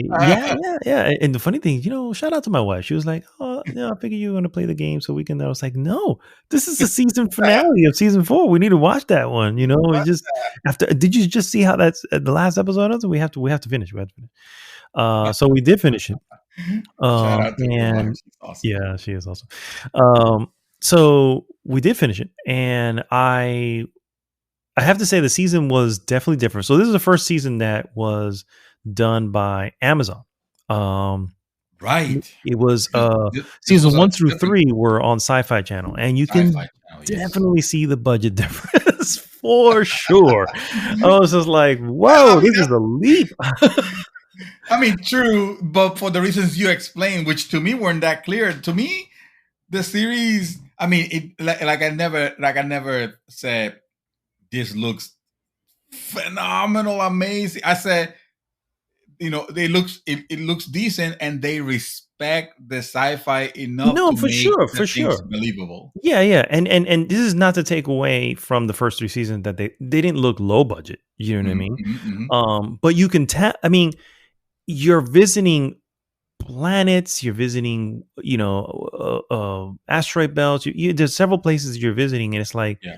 all of these are clearly sets. Now they still did Mhm, extremely well with what they had. That I have to mhm, give them mhm. credit for. Um, and when they were in space battles, stuff like that, the CG was pretty good, but you Yeah. can see the difference from one season to the next. It's like just in the space battles, I was like, "Whoa, we're hearing some major thrusters. We're seeing shit like Yes. whip it," and I'm just like, "Damn, where was this?" You see ship going Tokyo Drift? Yeah, That's I was just actually like, "Damn, I did not expect that at all." But again, these are the episodes that start with Amazon Prime. Ding, you know what I mean? And it's like, okay, actually, yeah, we get who's flipping the bill now. We get it. We get it. And That's true. yeah, so um, so I look. So yeah, so obviously that is on display. Much the storyline is definitely a little different. I feel like the other episodes had more episodes. The older season, I should say, had more episodes, not by a lot. I think like 13 instead of fucking 10. But I felt like events moved faster, so the pacing was quicker, and in Mhm. many ways that was good. In some ways it wasn't bad because I didn't have it. Sometimes there were scenes that just didn't have a lot of time to air out. And here now we're airing shit out. It's just like this is like we're not only going to air shit out, we're gonna let that shit dry a little bit. You know what I mean? And it's like wow, which is good for character development. So I'm not taking that back, but it's definitely a little bit of a a jolt. It's a little bit of a jolt. Mhm. It's like whoa, I didn't see or feel that. come because I just didn't know. I assume all the writers, I assume everybody's the same, and I haven't looked it up to know if they're different either. For the record, I'm just saying usually visual style changes Mm, when you have a different showrunner and stuff like that. So it's mm, clear to me. I would assume there's a different showrunner, and not that they're doing bad, they're actually doing very good. I would definitely say the overall season for season 4 was very fascinating. I made it to a new world, a lot of new weird things, and a lot of just like sad moments. And I was like, oh man, things are getting rough. You know what I mean? How the hell are we getting out of here? And then then obviously things happen. And it does finish strong. I will definitely say the season 4 does finish strong with some mm, major changes, some mm, major changing of the guards, if you will, mm, and some unfortunate losses. I was like, oh, this that kind of bums me out. But mm. um, overall, though, I still feel that it's a very strong show. We are like ready to watch season 5. We've already seen the trailer for season 5 because you can actually obviously watch the trailer for the season. I was like, honey, check it out, check it out. We're gonna just get us hyped for the next one. And I'm already like, wait, why is he leaving the team? This is bullshit. Why is he leaving the team? And I don't know why. He may not be leaving the team. It's just the trailer makes it look that way. So anyway, I am really really interested in the series, and as my fellow co-host has mentioned, highly recommend it as well for anyone who is a fan of sci-fi. Um, if you're a fan of sci-fi and just a fan of good, character stories, this is Good character. definitely something you shouldn't miss. You should put onto your list. They're easily digestible seasons. I think from here on out, they're just 10, and there's only 6 seasons. And I Mm. hear that there's talks of Amazon, renewing it for its 7th season, but who will see. Oh, But I will be so excited to see this series yeah, back, and I feel like this is one that even if a lot of people don't follow, not end up following, and shame on you, we have already told. I mean, I understand you, not taking my word of advice, but Mad Dog's word might as well be law. You guys should listen because he will not steer you wrong. I can fuck you over here and there with a couple of things that I might like that you'll be like, ooh, like what the hell? Why did I buy House Party? And then stuff like that. there's probably But Mad Dog will several steer mad you no folks. wrong. So you should listen to his word when he gives the recommendation. And I'm so happy. I'm so happy that you're enjoying it.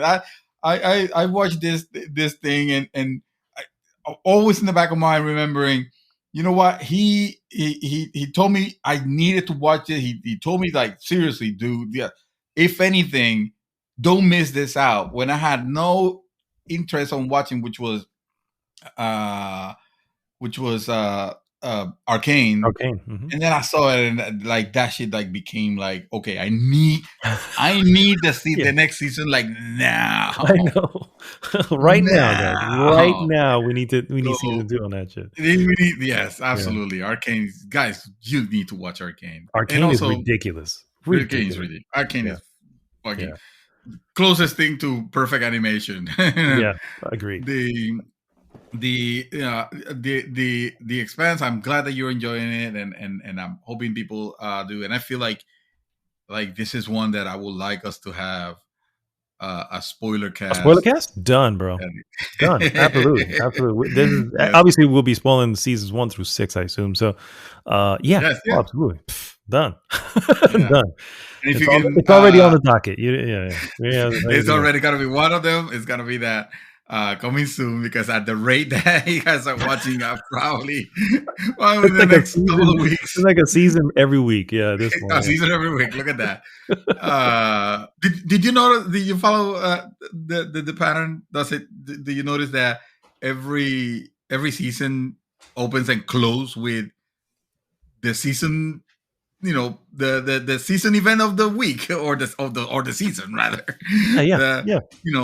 the particular storyline opens, like, and of course there's always the encompassing storyline, but like every season is something, that's by The design, beauty of because I was gonna say the beauty of it is that it introduces the newest storyline somewhere towards the middle of the current season, right? Right. And so once you get the main thing out of the way, that thread is already there to kind of lead you into the next one. And so Right. Right. yeah. I have noticed that. I also noticed that it has a little bit of the Game of Thrones thing, where the intro has these little bits that Mhm. update when things move around in the Yes. thing. I was like, oh, look at that. They're doing Game of Yeah. Thrones over here. Yeah. That's it. Yeah. I love those intros, which I will never fucking skip. You know, uh, dude, I had like this random moment.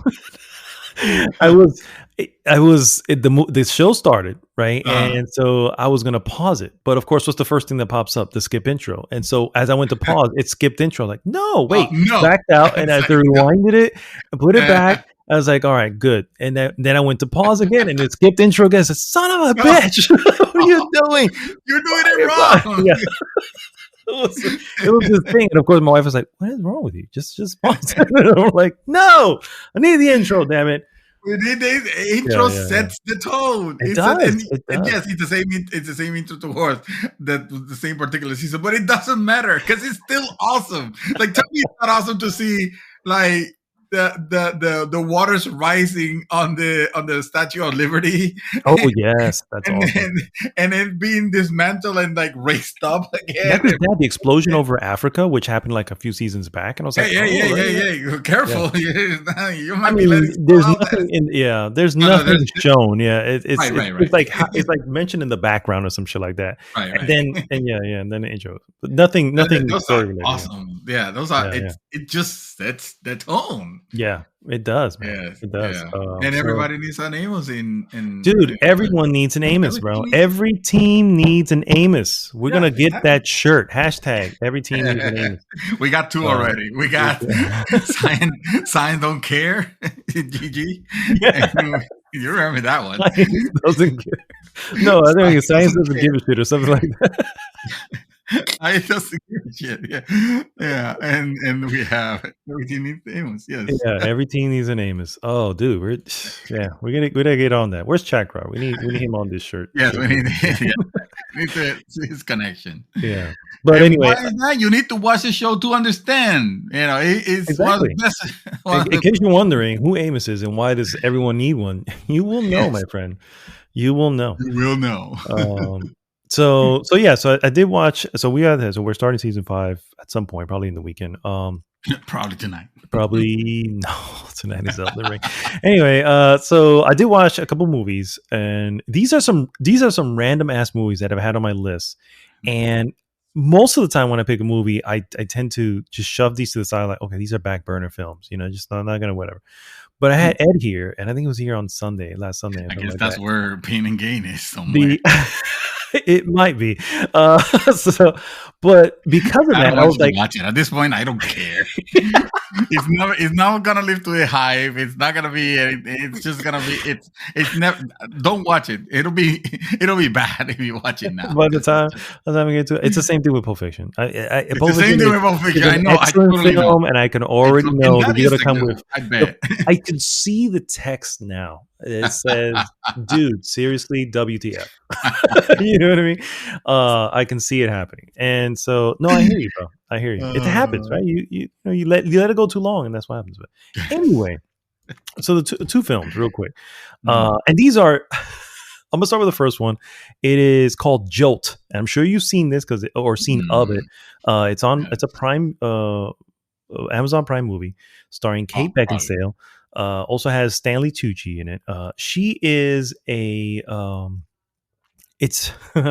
she is a woman who has like major anger management issues, and when she just gets upset, she just goes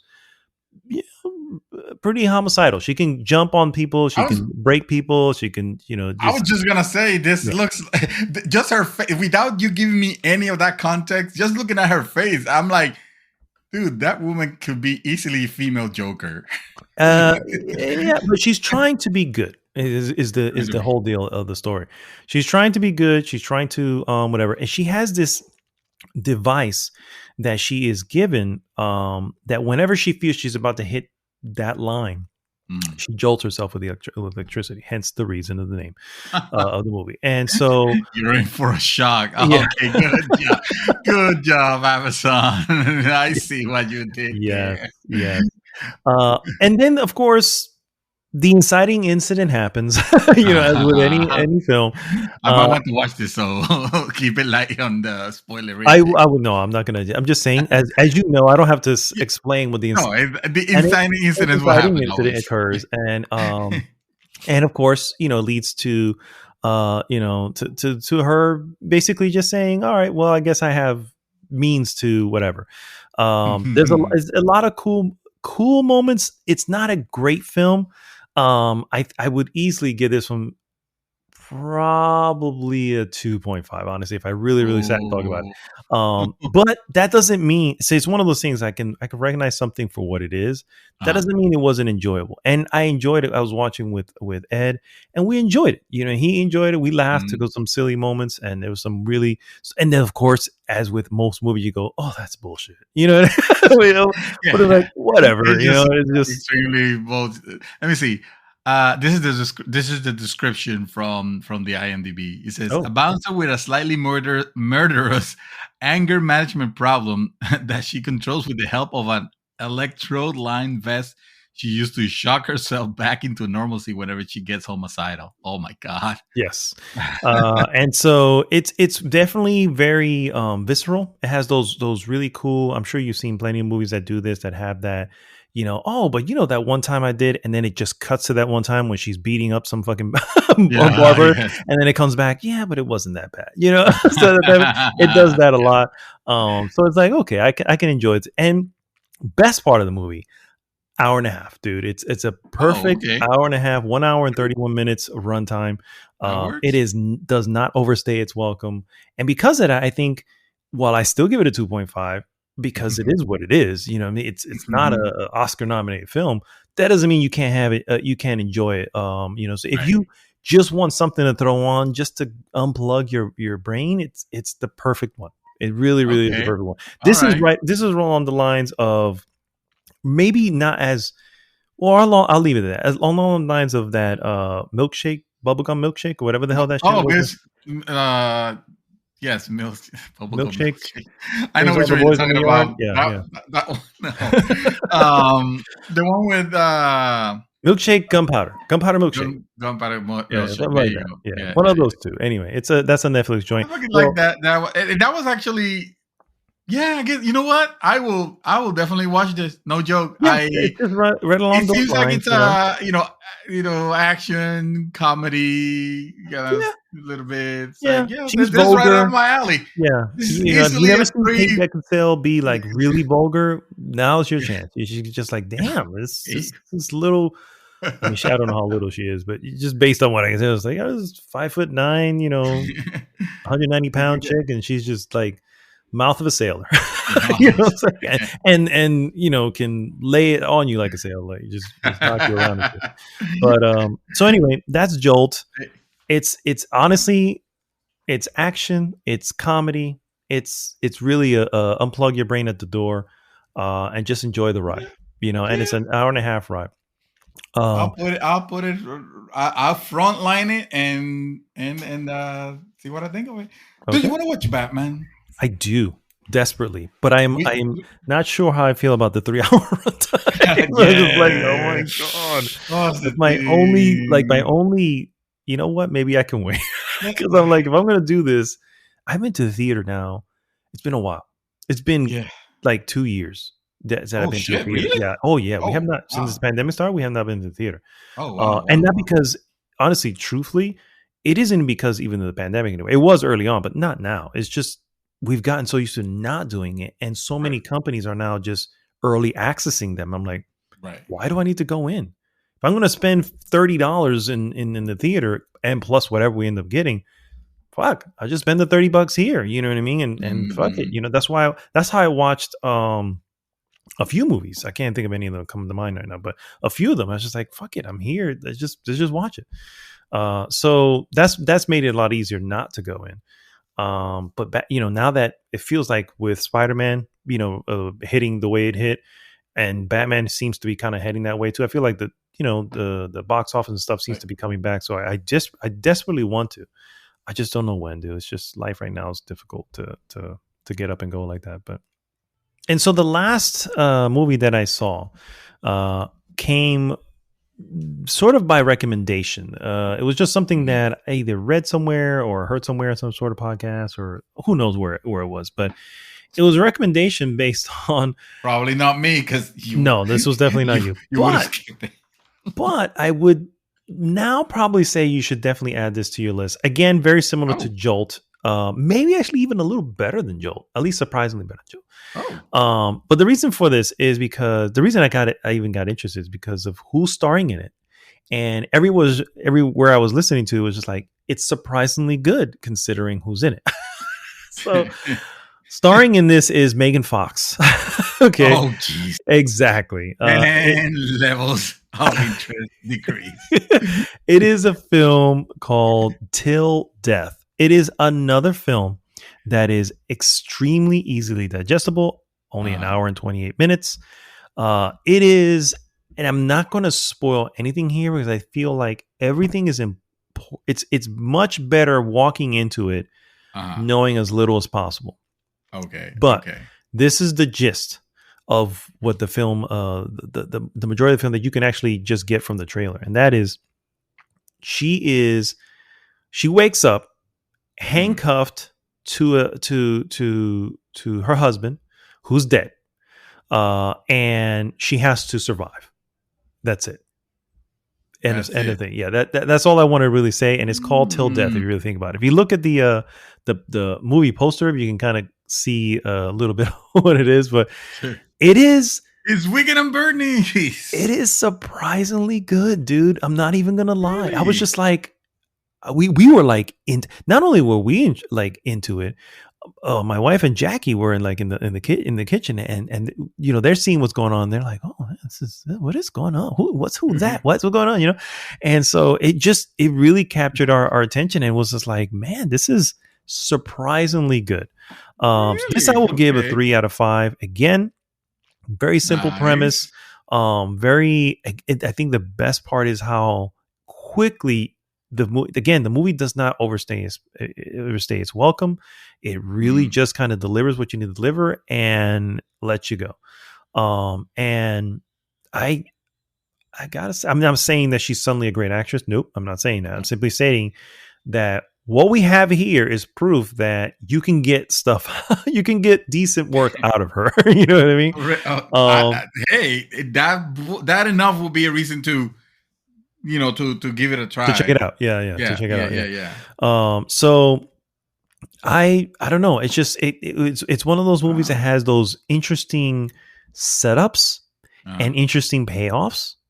And again, because it's the what I just mentioned, you kind of get the premise. It's everything kind of makes a little sense, right? It's thinking of think of The Expanse, for instance. All these little things that they run into and how they fix certain things and how they do certain things. Like it makes sense. It's like if you really think about why they did this and how they came, it's like, well, that kind of would lead to here, and this would kind of lead to here. And when you see this, you kind of say it's the opposite of Star Trek Discovery. Okay, gotcha. Exactly. It's the anti Star Trek Discovery, exactly.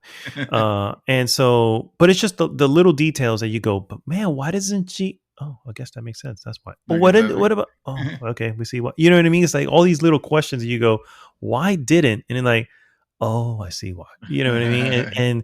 And then it becomes this thing like, man, you kind of hope she makes it. You know what I mean? Because it's like, it is Megan Fox, and I don't know if anybody's seen Jennifer's Body or anything like that, but that's where she was. That was early on, shortly after her Transformers, debut. Right. She did this film, Jennifer's Body, which is really just a reason to fucking film her in scantily dressed clothes, because the film was not good at all. Oh. I mean, not even a little. But this actually is not even that soft porn. It worked basically.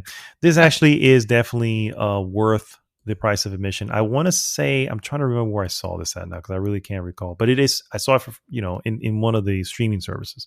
So it's either Netflix or I think it was Netflix. I saw it on Netflix. So it is not a Netflix joint. So if you want to watch it, you add it to the queue quick. because I don't know really how long good. it's going to be there yet. So. Gotcha. And so that's Till Death. And that, ladies and gentlemen, is all that we have been doing.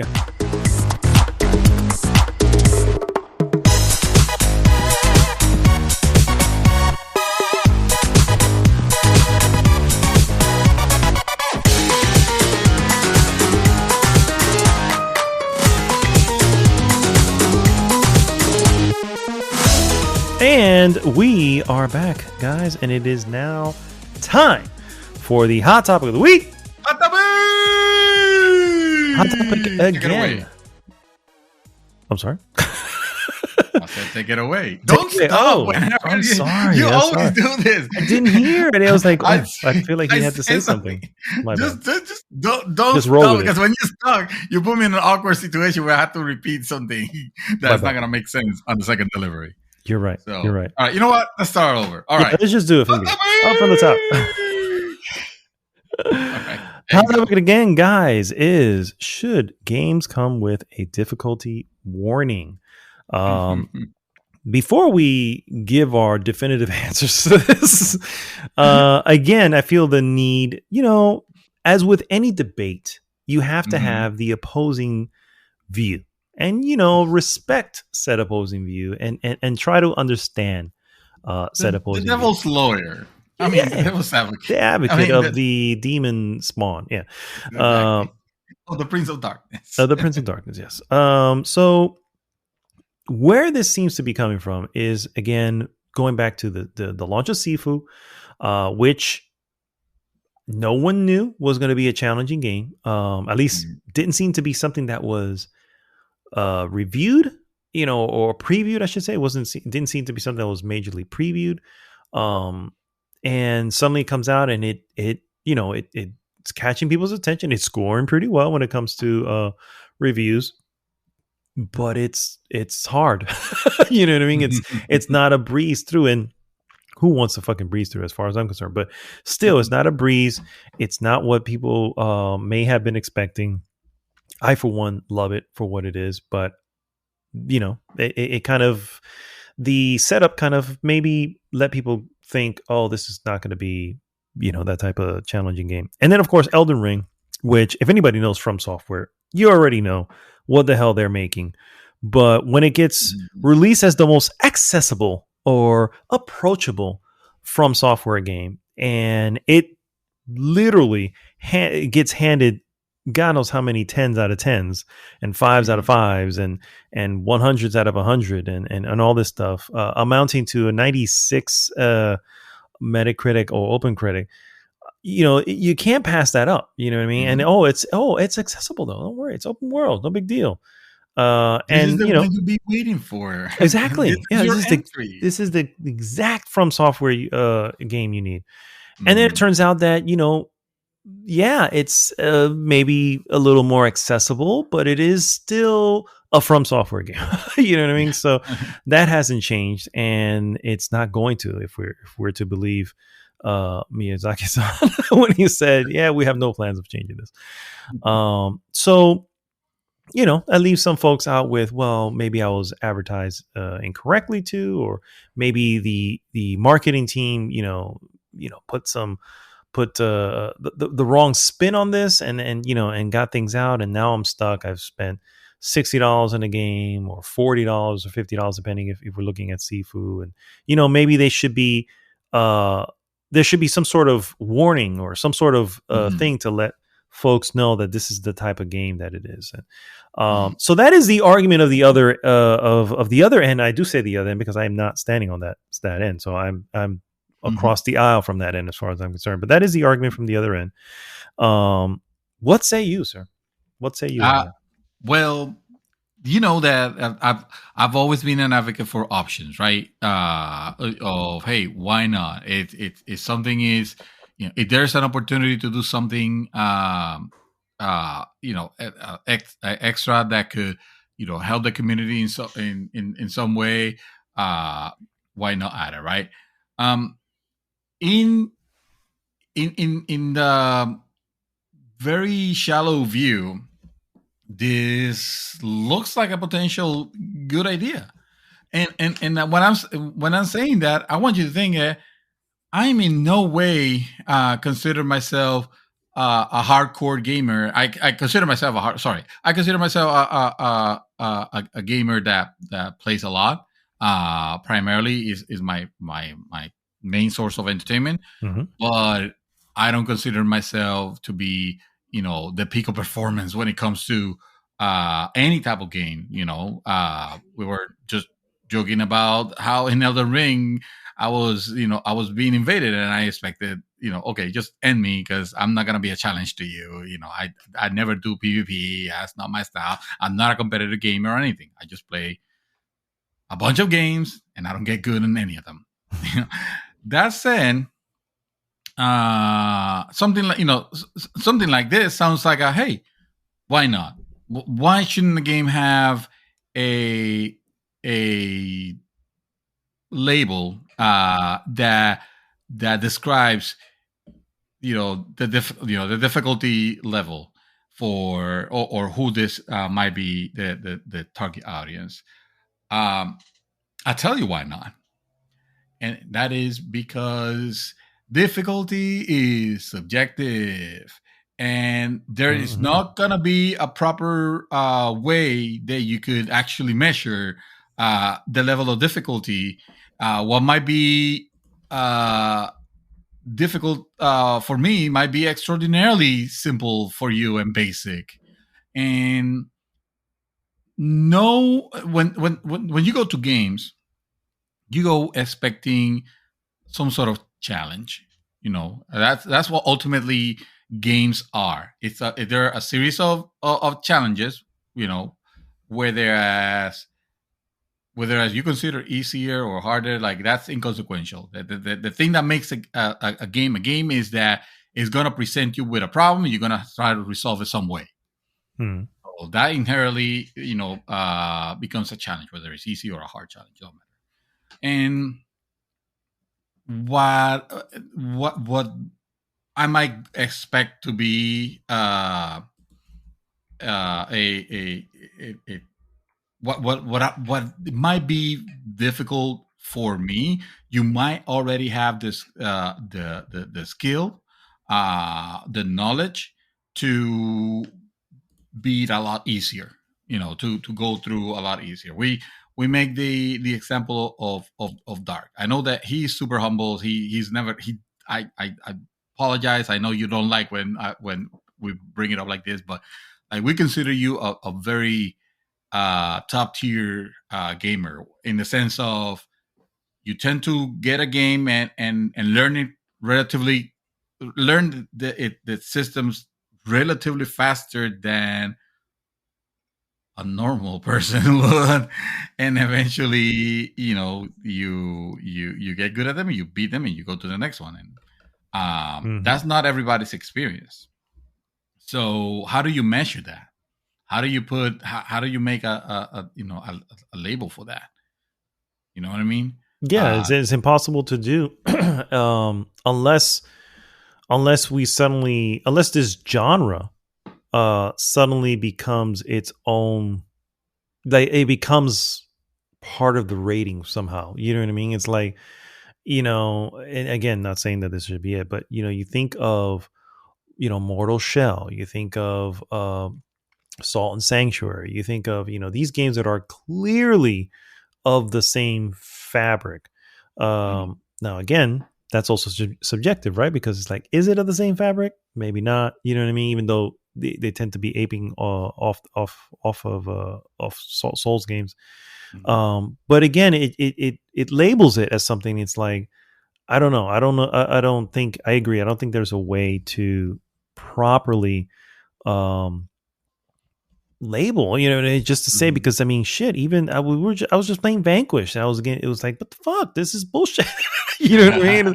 At certain moments, but that's not. You know what I mean? That's not the same thing. You know what I Bullshit. mean? It's nowhere It's near easy, or it was, bullshit. Because it was. I was reaching a difficulty spike because those things oh happen. It happens in games. You know what I mean? yeah. this is and difficulty spikes in there is no difficulty spikes in these games, for the record. The game is the spike.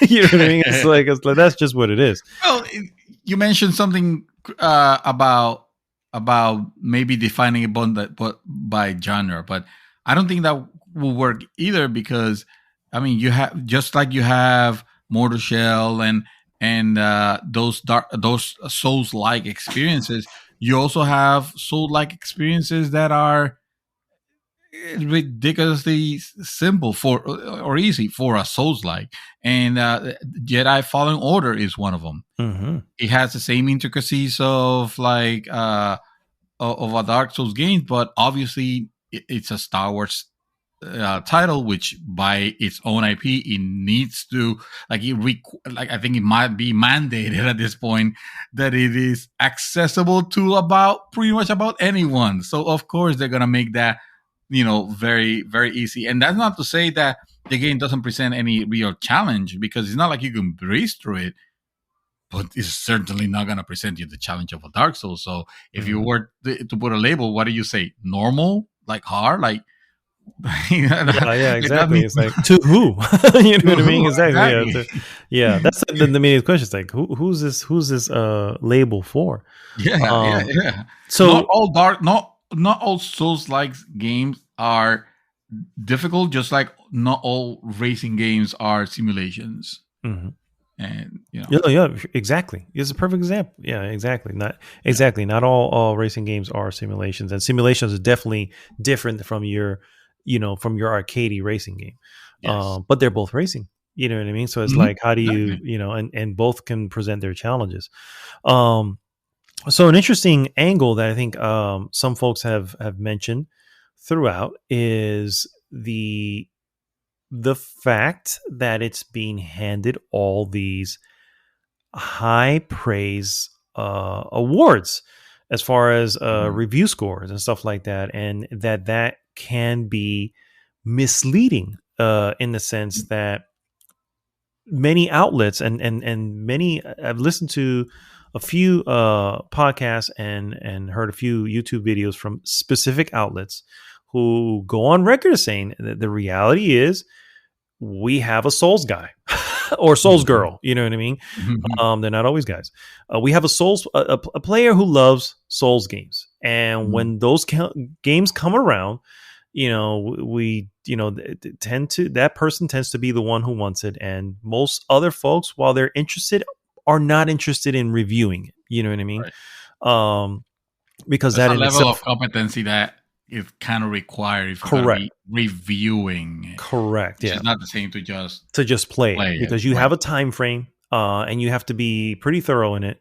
And just the way you and I are playing right now, we would have been way past our freaking deadline when it comes to that shit. Yeah. So these people tend to be the ones who gravitate to them. And so obviously they're already essentially, I don't say trained, but already know what they're getting into.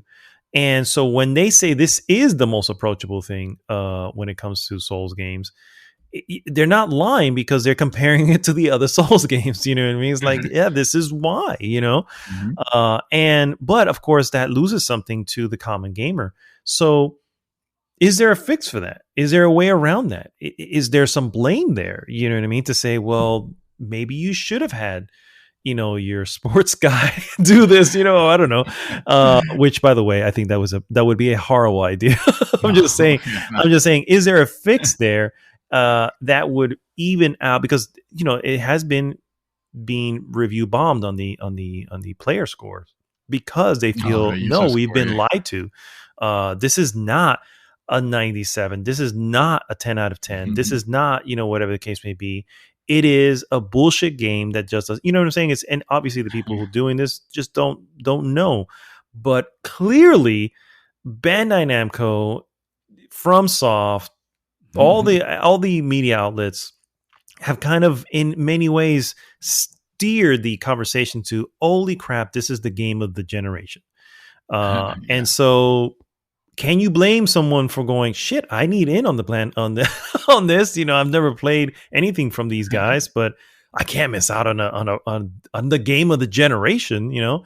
And then you get it, and it's like, well, it's really just Dark Souls in an open world, and I avoided Dark Souls, and why didn't somebody tell me this was fucking Dark Souls? You know what I mean? Oh, I So don't know. is there any argument to be made there, sir?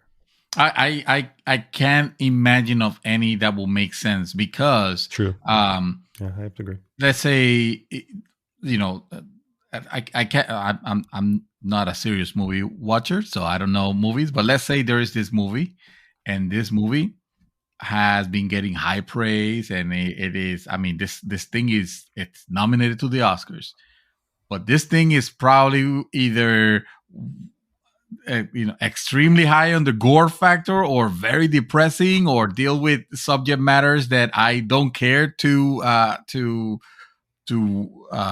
watch. um and it doesn't matter the hype that it might have. It doesn't matter that people are calling it like the, one of the best things in cinematography. um I did my research. I knew this type of movie is not the type of movie for me. If I say, if I know that that is the type of movie that it is, but damn it, people are talking about this. This gotta be something special. I need to be part of it, and I made the decision to go in. Then that's on me. You know, the creators of said movie have no requirement whatsoever. They're not responsible whatsoever for letting me know, for preventing Other me, than for children preventing me. ratings, yeah. Other than the rating that it already has. Now, if a person is reading about this game that just came out, if a game comes out and it's perfect 10s, and I haven't heard anything about it, or I haven't played that type of game, it'll be foolish of me to just blindly go in and buy the game without doing any sort of research to tell, okay, this football management simulator is getting all 9s and 10s. This must be something special. I need to go on. I need to go to get in this. And it happens. Yeah, those fucking That's a football beautiful simulators example. have been given out like very high Yeah, scores. yeah. But I know that's not for me. So can I blame the person for making that purchase decision and being caught off guard suddenly because of the difficulty? Well, yes, I'm gonna blame you. Yes, I'm gonna blame you. For it, because the fact of the matter is, they were never lying to you. You know where this is coming from.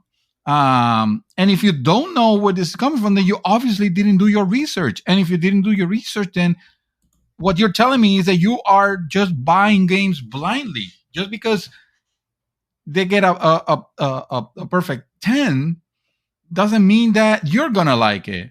I mean, Red Dead Redemption is probably one of the highest rated games of all time, and I played one for a little bit, and I never even cared to touch the second one, which is kind of like heralded as this like incredible experience. And why is that? Because I know the type of game it is, and it has nothing to do with the fact that it's open world, anything like that. It's just, hey, I know that I usually have very little interest on cowboy stories, and I know that if I get on this, yeah, it will probably grab me, but the chances are so low that unless this is actually on a deep sale, I'm probably never gonna grab it because I'm not gonna waste my money. Because I'm gonna do research. So that's the same. That's the thing that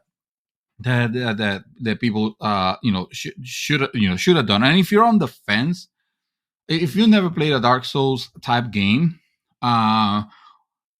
and you have heard about the difficulty, it doesn't matter if it's getting 9s and 10s.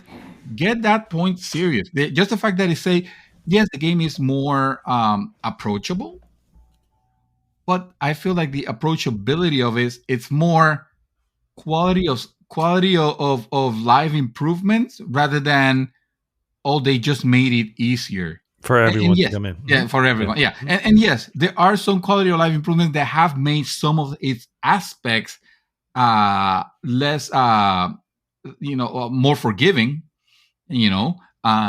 But this was never marketed as an easy game, or as a game that is for everyone. I mean, the game is for everyone. Everybody I should agree. try My it God, man. if you have the interest. Because I'm not gonna be exclusionary. I'm not gonna be like, oh, this is for just hardcore gamers. Like, I fucking hate that. I fucking hate when people get that fucking attitude. But if you know already in your heart that you don't play hardcore games, you don't play difficult games, if you type of games are something else, don't get swept by the hype. The hype could say that this is actually the perfect game of the generation. And if you're not into Dark Souls games, this one is not going to change your mind.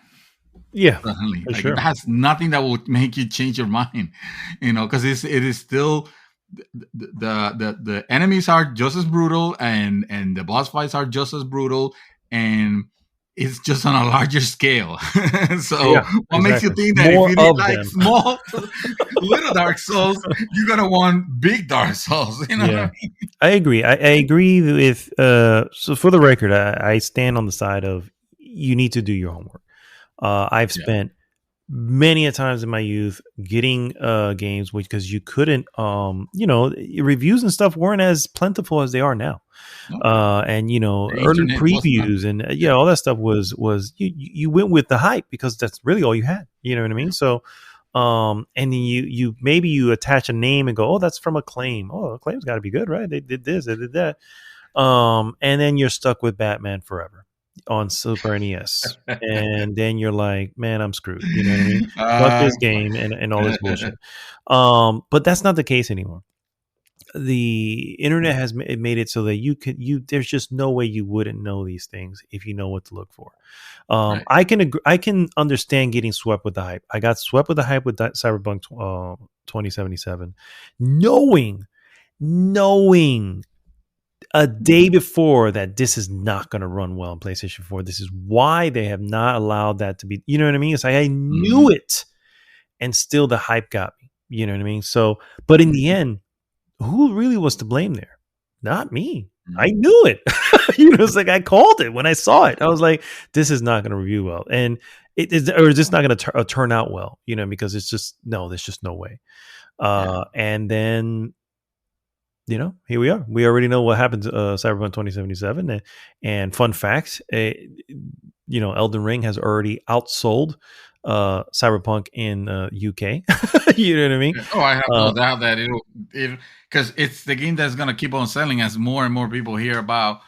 Oh, did you hear how well this game this is? thing reviewed. It's Yeah, doing, yeah, and yeah, it's being exactly. reviewed, and there's a big, But that is the other side of the hype, right? The one side of the hype is the leading up to the thing. And I remember, and I don't blame him. For the record, Chaos, if you're listening, I'm not blaming you. You're not to blame.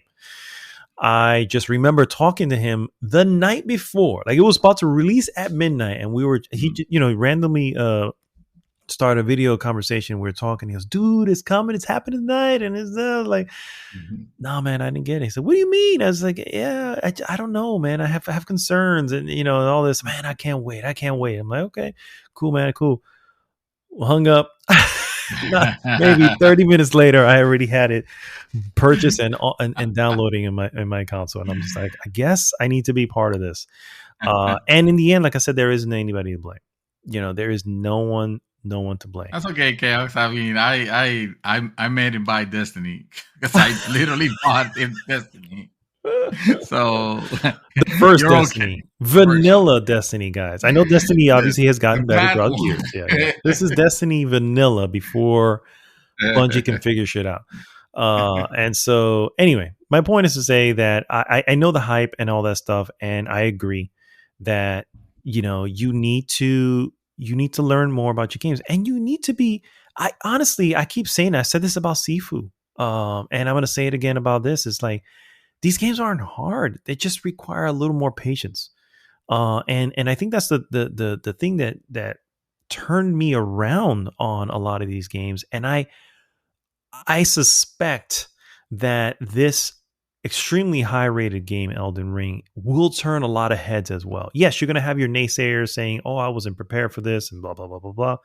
But I feel you're going to have more people go, "Oh, so this is what those games were about all this time." Mhm. You know what I mean? Because the You want to go reality back. is, the moment you make a $60 purchase, like, well, fuck, I'm either gonna, especially if you make it digital, what are you gonna do? You can't return it.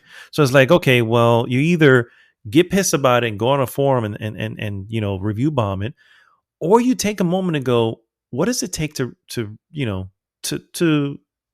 enjoy this game? Right. And it's really the realization that, and I think Miyazaki-san is the one who said it well, which I love it. And he's like, you have to understand that death is not a bug or an error. It's just a feature. It's a Yeah. feature of the game. And that's all. If you look at it that way, you realize you're not dying because because of anything other than you're just learning the pattern. The pattern, right. And once you learn it, there and he does this for a reason, because he's doing it for the reward behind it. Mhm. There has never been uh I think you and I had it last year when we were playing Dark Souls 1 and 3. And that is that so many moments where you're just like, "Ugh," you know what I mean? Because you're like, you got it, you nailed it, and you knew that this thing is going down. You know what I mean? And there's just no freaking better feeling in gaming. You know what I mean? And I mean, granted, not everybody wants that in a game. I get that. Not Right. everybody wants that in a game, but understand that if you're playing an RPG, an action RPG, there are going to be challenges, and that's the purpose of it. You know what I mean? You mentioned the thing which I laugh, because it does kind of nail it on the head. If it's Football Simulator 2023 and it has a perfect 10 from every outlet, you don't suddenly go jumping on it. Especially if you have no desire to ever know anything or learn anything about football. Yeah. So that makes sense, which is a perfect example for the record. And who But knows, if I were to dedicate the time on it and learn it, I could probably come in awe with the experience, with the because it's experience, like yeah. totally something that I have never played before. I never tried it. I learned how to do it, and now I enjoyed it. Yeah, yeah. That could happen. It's But do I possible. want to spend the Absolutely. time though? At Well, I first, think the difference is, and again, not to say you shouldn't do your homework, but the difference is, a lot of the comparisons have been, oh, this is the Skyrim of the Dark Souls series, where it's like, oh, you get mm, to go everywhere. And Skyrim is probably one of the biggest selling RPGs. So if you're already into RPGs, such as Skyrim, such as mm, Dragon Age, and these open world, classic, and I say classic in the sense that, with weapons and stuff like that, RPGs, then yeah, the immediate thing is, well, maybe this one's clearly going to be for me.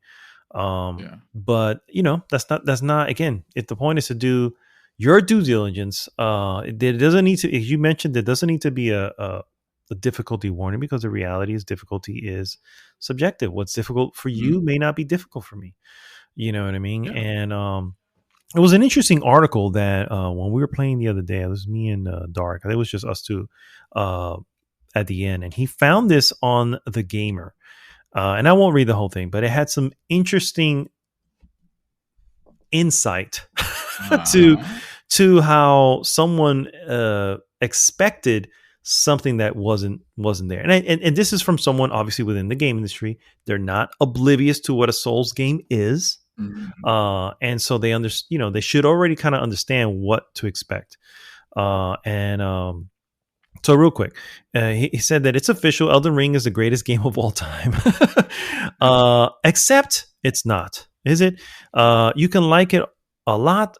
You can say it's your favorite game of all time, but this is extreme. This is an extremely difficult game, where the best advice I've seen is keep a real life notebook to keep track of it. That speaks to a specific language that only players who have been on board with a series of this type of game for the last 2 decades can't understand. Demands failure time and time again. Oh, and by the way, you can't even pause it. It's inaccessible and barely approachable. There's a mod on PC that that I allows saw you to that. I pause it saw, because of fucking course there of, will be of one. course, yeah. I think that's usually the first mod that goes into it when they go to the Yes. PC. Yeah, it's Oh, like, let me oh, we're pause it. pausing this fucking thing. Yeah. It's inaccessible, barely approachable, and designed specifically to give veterans a more juiced up experience. And that seems to be confused with making it welcoming to newcomers. It's not. That's okay, but let's not lie about it. And again, I don't think there was a lie. I do want to point out that if you go to the official website of Elden Ring, the Bandai Namco website for the record, guys, if you go there, they actually have, so even Bandai Namco has and I guess in this case also From Software has made it so that you have tips and tricks that will help you beat all the way up to Godric. Or no, I mean not Godric. What the fuck was his name? Market? No, Mackett? What are the fucking Uh, the first the major first one, bosses? the Yeah, first yeah, major yeah. boss, I What the fuck was his name? don't remember. Let me see here. I'll tell you right now. Because it was just interesting. I was like, oh man, they actually have like tips and tricks. I'm like, I've never heard that. I've never even heard that. If it's to get to that first boss, so basically they're giving you let me help you jump on it kind of situation just to get you kind of give you like a jump start for you to learn the intricacies of it Yeah. and So then release another you on your own. resource, if you will, to help you, guides and tips. This is from the Elden Ring starting guide, and I'll just see here. There's 6 things: game interface, controller settings, game environment, basic actions, battling enemies, attack and defense, and advanced guide, which is the special attack. So you have all this information, and I think if I remember correctly, the game itself also has like everything, all the tutorials and everything are put into one spot, something that none of the other ones ever did. So it's like if you missed a freaking message, te jodiste. There's just no way of ever seeing it again. And I remember that. I remember saying, it's like, how the hell did they figure this out? And then you see later on, it's like, oh shit, I missed the message. I guess that's what it was. So Yeah. even they know, and I think this is kind of what they're trying to say. It's like, yes, this is the most accessible, and we're even helping you out. And here's how to, here's the easiest way to defeat Margit. And let me tell you, I won't tell you, sir, because I'm not going to spoil it for us, but spoil it for everybody. But apparently, there's an item that you and I miss that would have made that fight significantly easier. Oh yeah, I heard. I heard about it too. Yeah. Did you? Okay, I just because I was getting stuff ready for the podcast, and I was just like, "What? Yeah. What is that even there for?" Also, Dark was talking about that pretty much trivializes that that fight. And who knows? What about all the other items that might Do the same for the other trivialize ones. all Yeah, the other ones? Like I exactly. feel like you power up some of these wolves that you get, the spirit wolves that you get, and they're not gonna beat the boss for you, but they're gonna help you out, Yeah, and then they at different things. least. Yeah, I was gonna say at least draw Distract them the for a little attention. bit. Yeah, yeah, At least you can get a couple of cheap shots, and stuff like that. So the when when the when the narrative came out of, oh, this is a more accessible Dark Souls game, the problem is that you didn't listen. They said more accessible Dark Souls game. yeah. You heard the more accessible. That was The it. more accessible Dark Souls game. Like repeat it a couple of times in your head so you realize what the message is actually trying to tell you. It's not telling you that this game is just gonna be easy. It's not telling you that this is gonna be, like Assassin's Creed or anything like that. No.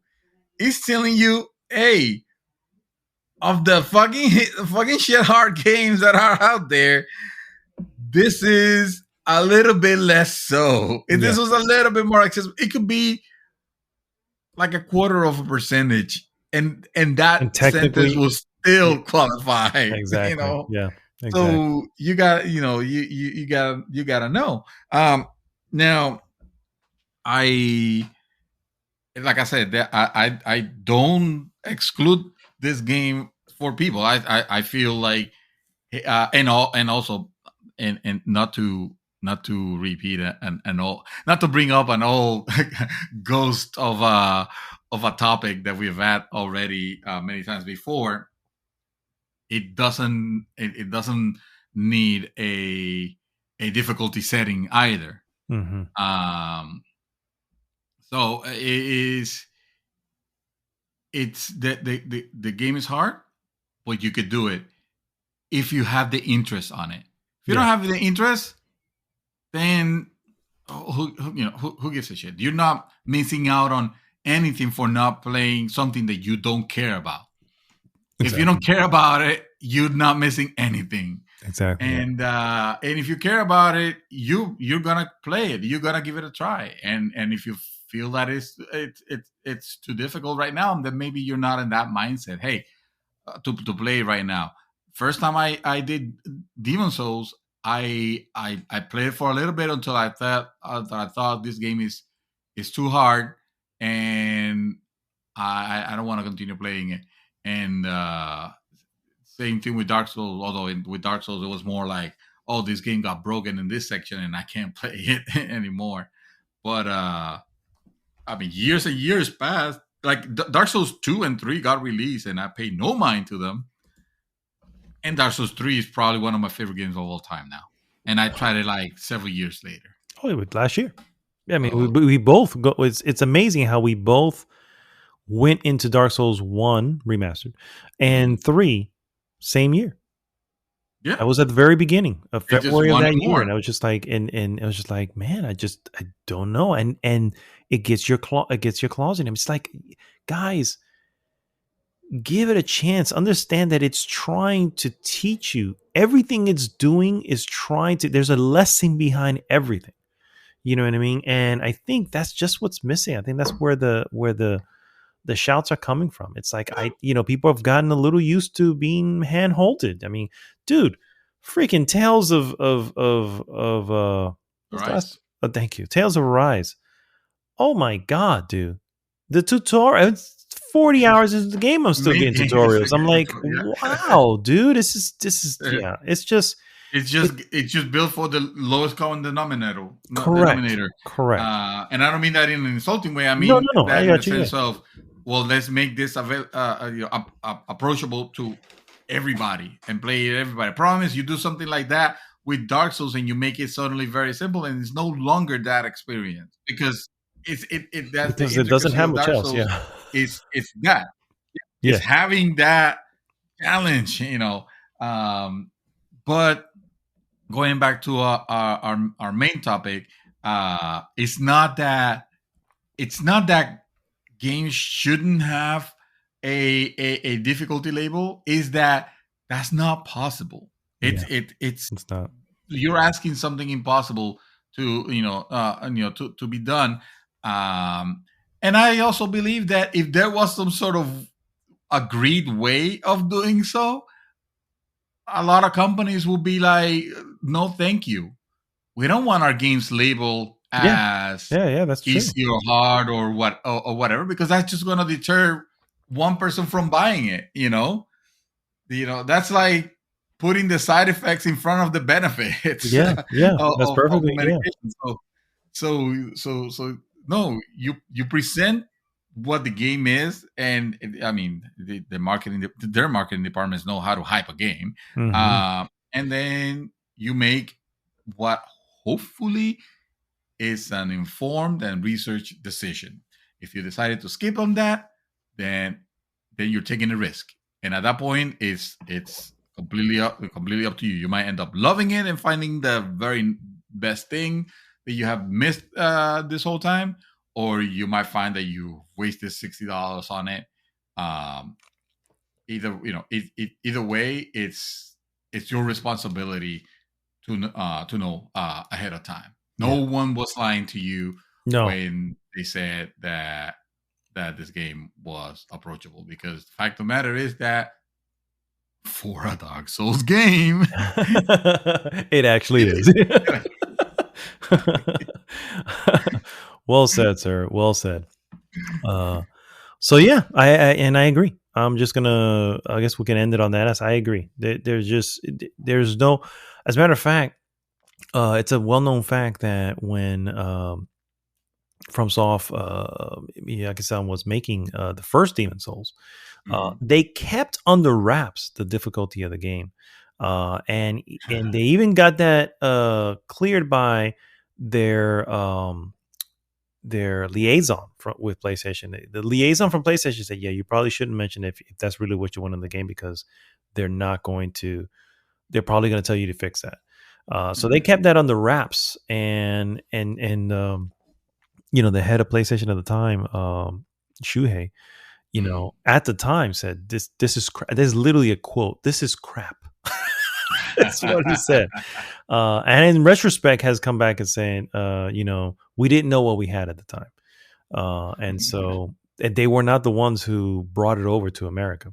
Bandai Namco did. And then, that's true. It was even though Demon Souls was produced by PlayStation, it was a first party thing. It was not brought over here by them because they just assumed it would come here and not do anything. Yeah, so. That's another thing that I mean, as Americans, we should be. For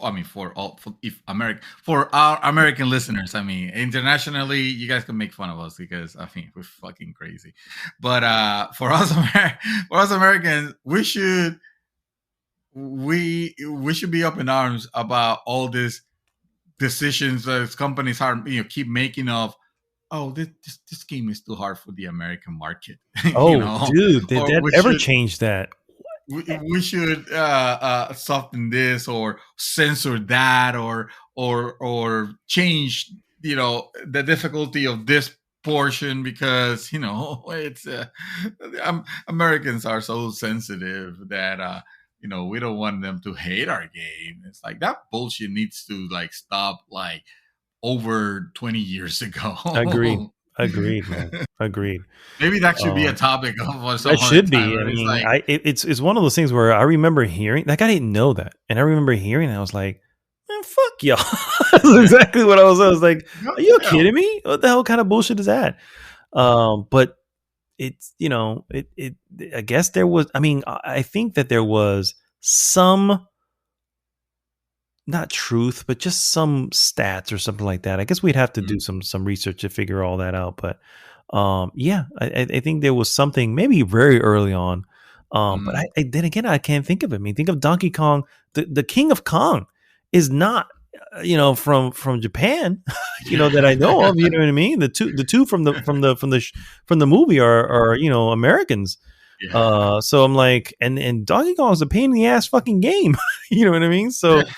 I don't know. I don't know where it came from. I think that definitely was some, you know what? I have to say that was probably some, just, what do you call it? Stereotype that must have been. Yeah. Fat Americans can, their fingers are too fat to hold a controller or some shit like that. Of course they're gonna be. You may be right. Listen, certain I am never a fan of censoring in games. Mm-hmm. I understand when there are things that are cultural things that will not make sense to this market. Like that part I understand, but don't be adjusting difficulty settings for it. That's you are insulting your audience of any market that you decide to do that shit. Like cut that shit. Cut that shit out. Cut that shit out. That's what I agree, sir. I cut that shit out. Right. All right, guys. Well, that brings us to the end of another awesome episode, the real episode 304 of GG's The Mouthful Podcast. As always, guys, if this is your first time, please go to goodgame.rocks, join the conversation there, and of course, please like, subscribe, and share the podcast with everyone. This is Mad Dog signing off this week, saying Oh man, I had a saying and it's gone now. I guess you're not saying I guess anything. not. Damn. It was gonna be. I was trying to think of the line from. Fuck. It doesn't matter. It's an Elden Ring line. I haven't played it long enough to You memorize fucked all that shit. Yeah, up. I tell you, man. You're gonna have to God, start recording, that's or bullshit. That's what that is. typing Fucking them bullshit. down. Anyway, over to you, Dream Twister. Take us home. All right, dear Housemark, Oh. your game is total bullshit. You said this game was meant to be accessible. You fucking liars. Give me my money. I need to put it back on my mom's purse. Wait, now you got to take a moment, look up to the sky, think about your next line, like if you're Doogie Howser, you get it, and then the lesson you learn here, and go. I am never going to buy Destiny 3 to Mad Dog again. Sincerely, Chaos Reaper. There you go. There you go. He'll never know. He'll never Which, know. by the way, it came out as Carlos Ramper. Oh my God. I sir. should have gone with that. Carlos Ramper. Carlos with a K.